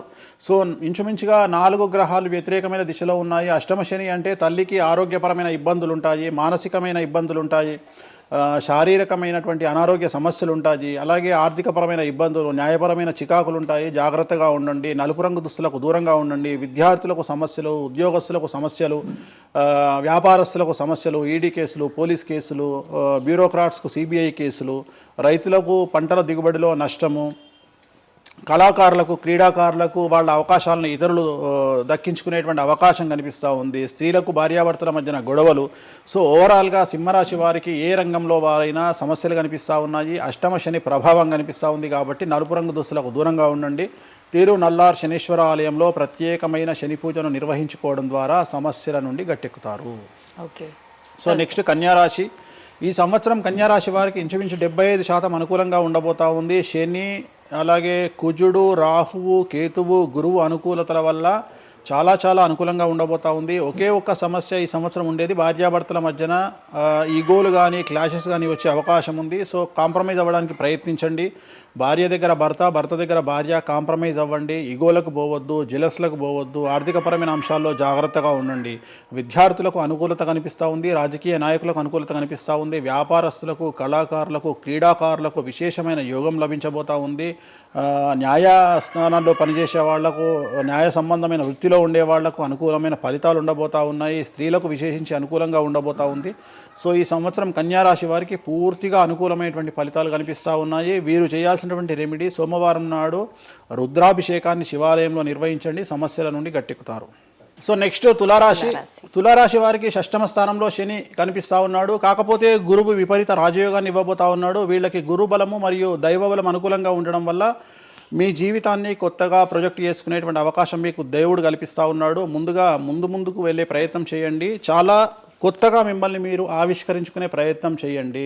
మిమ్మల్ని మీరు కొత్తగా సమాజానికి చూపించుకోండి. దానివల్ల మీ ఆలోచనలు మార్చుకోండి. చాలా గొప్పగా థింక్ చేయండి, గొప్పగా కలలు కనండి, వాటిని సాకారం చేసుకోండి. గురువు అనుకూలంగా ఉన్నాడు. కాకపోతే కుటుంబంలో పెను సంచలనం జరిగే అవకాశం కనిపిస్తూ ఉంది. 6వ స్థానము భాగ్యానికి మరియు శత్రుత్వానికి కారకుడు కాబట్టి శని వల్ల సంచలనం జరిగే అవకాశం ఉంది. విద్యార్థులు, ఉద్యోగస్తులు, వ్యాపారస్తులు, కళాకారులు, క్రీడాకారులు, రైతులు, అలాగే రాజకీయ నాయకులు ఎవరైనా సరే వాళ్ళ జీవితంలో ఏదో ఒక పెను సంచలనం జరిగే అవకాశం కనిపిస్తూ ఉంది. నలుపు రంగు దుస్తులకు దూరంగా ఉండండి. తీరు నల్లార్ శనీశ్వర ఆలయంలో ప్రత్యేకమైన శని పూజ నిర్వహించడం ద్వారా సమస్యల నుండి బయటపడతారు. నెక్స్ట్ వృశ్చిక రాశి. వృశ్చిక రాశి వారికి అర్ధాష్టమ శని వెళ్ళిపోయింది. శని, గురువులు అనుకూలంగా ఉన్నారు, రాహు కేతువులు అనుకూలంగా ఉన్నారు. కళాకారులు, క్రీడాకారులు, ఉద్యోగస్తులు, విద్యార్థులు, వ్యాపారస్తులు, రైతులు, రాజకీయ నాయకులు, స్త్రీలు, అన్ని రంగాల వారికి పూర్తిగా 100కి 100% అనుకూలంగా ఉన్నటువంటి రాశి వృశ్చిక రాశి. పూర్తి స్థాయిలో విశాఖ 4, అనురాధ 1, 2, 3, 4, జ్యేష్ఠ 1, 2, 3, 4, 9 పాదాల వారికి విశేషించి రాజయోగంగా భావించాల్సి ఉంటుంది. మే వరకు విపరీత రాజయోగం కనిపిస్తూ ఉంది. మే తదుపరి కూడా అనుకూలమైన ఫలితాలను పొందుతారు. కాబట్టి వీరికి ఎటువంటి రెమెడీసు, ఎటువంటి పూజలు అవసరం లేదు. చాలా గొప్పగా కళలు కనండి, మీకున్నటువంటి కళలను సాకారం చేసుకోండి. మీకు ఎటువంటి రెమెడీస్ కూడా అవసరం లేదు. నెక్స్ట్ ధనుస్సు రాశి. ధనుస్సు రాశి వారికి అర్ధాష్టమ శని నడుస్తూ ఉంది. అర్ధాష్టమ శని అనేటువంటిది డబ్బులను అధికంగా ఇచ్చి ఆ డబ్బుల ద్వారా సమస్యలు తెచ్చేటువంటి ఒక పరిస్థితి. అంటే డబ్బులు లేకపోతేనే సమస్యలు అంటారా? డబ్బులు ఉంటే కూడా సమస్యలు. డబ్బులు ఉన్నప్పుడు వాటిని మనం ఖర్చు చేసే విధానంలో సమస్యలు, వాటిని మనం ఎలా సమాజంలో ఖర్చు పెట్టబోతున్నామనే సమస్యలు ఏర్పడేటువంటి అవకాశం ఉంది. కాబట్టి మీరు ఇన్వెస్ట్మెంట్ చేయడంలో కానీ, అప్పులు ఇవ్వడంలో కానీ, ఎవరికైనా అప్పులు ఇవ్వడంలో కానీ, చిట్టీలు వేయడంలో కానీ, సహాయం చేయబోయేటప్పుడు కానీ జాగ్రత్తలు తీసుకోండి. ఎటువంటి పరిస్థితుల్లోనూ డబ్బులు ఎవరికి ఇవ్వవద్దు. సో ధనుస్సు రాశి వారికి డబ్బు పరంగా సమస్యలు ఏర్పడే అవకాశం ఉంది. రాక డబ్బులు వచ్చినాయి కాబట్టి తీసుకెళ్ళి వేరే వాళ్ళకి ఇచ్చి మోసపోయే అవకాశాలు కనిపిస్తూ ఉన్నాయి. ఈ ఒక్క విషయంలో ధనుస్సు రాశి వాళ్ళు జాగ్రత్తలు తీసుకుంటే విద్యార్థులకు, ఉద్యోగస్తులకు, కళాకారులకు, క్రీడాకారులకు, రాజకీయ నాయకులకు, స్త్రీలకు, వ్యాపారస్తులకు, రైతులకు, అన్ని రంగాల వారికి ఈ సంవత్సరం అనుకూలంగా ఉంటుంది. ఓన్లీ మీరు చేయాల్సిన రెమెడీ నలుపు రంగు దుస్తులకు దూరంగా ఉండండి. తిరునల్లార్ శనీశ్వర ఆలయంలో ప్రత్యేకమైన శని పూజ నిర్వహించడం ద్వారా సమస్యల నుండి గట్టెక్కుతారు. నెక్స్ట్ మకర రాశి వారికి ఈ సంవత్సరం చాలా అనుకూలంగా ఉంది. ఈ సంవత్సరం అండర్లైన్ చేయాల్సిన విషయం ఏమిటంటే మకర రాశి వారికి భార్యాభర్తల మధ్యన గ్యాప్ ఏర్పడేటువంటి అవకాశం ఉంది. గొడవలు వచ్చే అవకాశం ఉంది. ఈగోస్ వల్ల కానీ వేటి వల్ల అయినా సమస్యలు వచ్చే అవకాశం ఉంది. అది కాకుండా విద్యార్థులకు అనుకూలతలు ఉంటాయి, ఉద్యోగస్తులకు అనుకూలతలు ఉంటాయి, రైతులకు 2 పంటల దిగుబడి రాబడి ఉంటుంది. అలాగే రాజకీయ నాయకులకు సమాజంలో మంచి పేరు ప్రఖ్యాతులతో పాటు పదవులు సిద్ధిస్తాయి. రైతులకు 2 పంటల దిగుబడి రాబడి ఉంటుంది. వ్యాపారస్తులకు రూపాయికి 100 రూపాయల లాభం ఉంటుంది. స్త్రీలకు కోరుకున్నటువంటి ఫలితాలు ఉంటాయి. అన్ని రంగాల వారికి అనుకూలమైన ఫలితాలు మకర రాశి వారికి ఉండబోతా ఉన్నాయి. వీరు సోమవారం నాడు శివాలయంలో రుద్రాభిషేకం నిర్వహించుకున్నట్లయితే సమస్యల నుండి గట్టెక్కుతారు. సో నెక్స్ట్ కుంభరాశి వారికి ఏలినాడు శని చివరి అంకంలో ఉంది. చాలా సమస్యలు కనిపించబోతా ఉన్నాయి. కుటుంబంలో ఎవరిని తీసుకున్నా విద్యార్థులు, ఉద్యోగస్తులు, వ్యాపారస్తులు, కళాకారులు, క్రీడాకారులు, రాజకీయ నాయకులు, స్త్రీలు, ఉద్యోగస్తులు, బ్యూరోక్రాట్లు అందరికీ సమస్యలు ఉన్నాయి. వాహన ప్రమాదాలు, పోలీస్ కేసులు, కోర్టు కేసులు, ఆరోగ్యపరమైన ఇబ్బందులు, మానసికమైన ఇబ్బందులు, స్త్రీలకైతే థైరాయిడ్ సమస్యలు, పీసీఓడి సమస్యలు, గర్భసంచికి సంబంధించిన సమస్యలు, మానసికమైన ఇబ్బందులు బాధించే అవకాశం కనిపిస్తూ ఉంది. జాగ్రత్తగా ఉండండి. నలుపు రంగు దుస్తులకు దూరంగా ఉండండి. శనివార నియమాన్ని పాటించండి. సప్త శనివార వ్రతాన్ని పాటించండి. సప్త శనివార వ్రతం అంటే శనివారం నాడు శ్రీ వెంకటేశ్వర స్వామి వారికి సంబంధించినటువంటి వ్రతము. ఇది పుస్తకం మీకు మార్కెట్లో దొరుకుతుంది. తీసుకొచ్చుకొని 7 వారాల పాటు 7 శనివారాల పాటు చేయండి. సమస్యల నుండి గట్టెక్కుతారు. ఇక చివరిది లాస్ట్ది అనేటువంటిది మీనరాశి వారికి ఈ సంవత్సరం జన్మశని నడుస్తూ ఉంది. జన్మశని చాలా డేంజరస్గా ఉండబోతూ ఉంది. ఏ రంగంలో ఉండే వారికైనా ఈ సంవత్సరం సమస్యలు తప్పవు. ఆర్థికంగా, సామాజికంగా, న్యాయపరంగా, ఆరోగ్యపరంగా, వాహన ప్రమాదాలు అవ్వచ్చు, ఆర్థికపరమైన నష్టాలు అవ్వచ్చు, పోలీస్ కేసులు అవ్వచ్చు, ఇంట్లో తల్లిదండ్రులు ఒకళ్లకు ప్రాణగండాలు అవ్వచ్చు, భార్యాభర్తల మధ్యన గొడవలు అవ్వచ్చు. మరీ ముఖ్యంగా ఈ సంవత్సరం మీనరాశి జాతకులు ఉండేటువంటి ఇళ్లలో మగవాళ్లకు సంపాదన లేకుండా ఖాళీగా ఉండడం వల్ల ఆడవాళ్ళు మాత్రమే సంపాదించి, ఆడవాళ్ల ఉద్యోగంతో డబ్బులు సంపాదించి, ఆడవాళ్ళ అంటే భార్యల మీదనో, ఆడవాళ్ళ కూతుళ్ళ మీదనో, తల్లి మీదనో బ్రతికేటువంటి పరిస్థితి మగవాళ్లకు ఉండే అవకాశం ఉంది. కాబట్టి ఈగోలను చంపుకోండి. సో ఆడవారి మీద బ్రతకడానికి సిద్ధపడండి, కష్టపడండి, మానసికంగా సంసిద్ధులుగా ఉండండి. అంటే అలాంటి ఒక కండిషన్ ఈ సంవత్సరం ఉండబోతా ఉంది. ఈ ఒక్క సంవత్సరాన్ని కనుక మీరు దాటగలిగితే మీ జీవితంలో మంచి మంచి మంచి పొజిషన్లకు వెళ్తారు. సో నలుపు రంగు దుస్తులకు దూరంగా ఉండండి. రాత్రిపూట ప్రయాణాలు చేయకండి. వాహన ప్రమాదాలు జరిగే అవకాశం కనిపిస్తూ ఉంది. జన సమూహం ఉన్నటువంటి ప్రాంతాలకు వెళ్ళకండి. సో జాగ్రత్తలు తీసుకోండి. నలుపు రంగు దుస్తులకు దూరంగా ఉండండి. తిరునల్లార్ శనీశ్వర ఆలయంలో ప్రత్యేకమైన శని పూజ నిర్వహించడం ద్వారా సమస్యల నుండి బయటపడతారు. ఇప్పుడు ఈ రాశి ఫలాల్ని ఈ మధ్యకాలంలో చాలా మంది ఫాలో అవుతున్నారండి. ఇది అక్షరం అంటే పేరులో మొదటి అక్షరాన్ని బట్టి ఫాలో అవ్వాలా, లేదంటే డేట్ ఆఫ్ బర్త్ బట్టి వచ్చే రాశిని ఫాలో అవ్వాలా? ఇది పేరులో దాని సంబంధం లేదు. డేట్ ఆఫ్ బర్త్ ప్రకారం చూసుకోవాలి. రెండోది ఇది గోచారం, గ్రహచారం వేరు, గోచారం వేరు. ఇది జస్ట్ గోచారం ప్రకారం ఎలాగైతే మనము సౌరమానం ప్రకారము మనం చూసుకుంటామో అలా ఇది ఓన్లీ చాంద్రమానం ప్రకారము మీ నక్షత్రం ప్రకారం చూసుకోవాల్సిందే. మళ్ళీ వ్యక్తిగతమైన జాతకం వేరు. అంటే ఒక 3-4 రాశులు మినహాయించి అన్ని రాశుల వారికి కొంచెం ఇబ్బందికర పరిస్థితులే ఉన్నాయి. దానికి మీరు చెప్పిన రెమెడీస్ చేసుకుంటే సరిపోతుంది. ధన్యవాదాలండి, చాలా చక్కగా వివరించారు. ఓం నమో వెంకటేశాయ.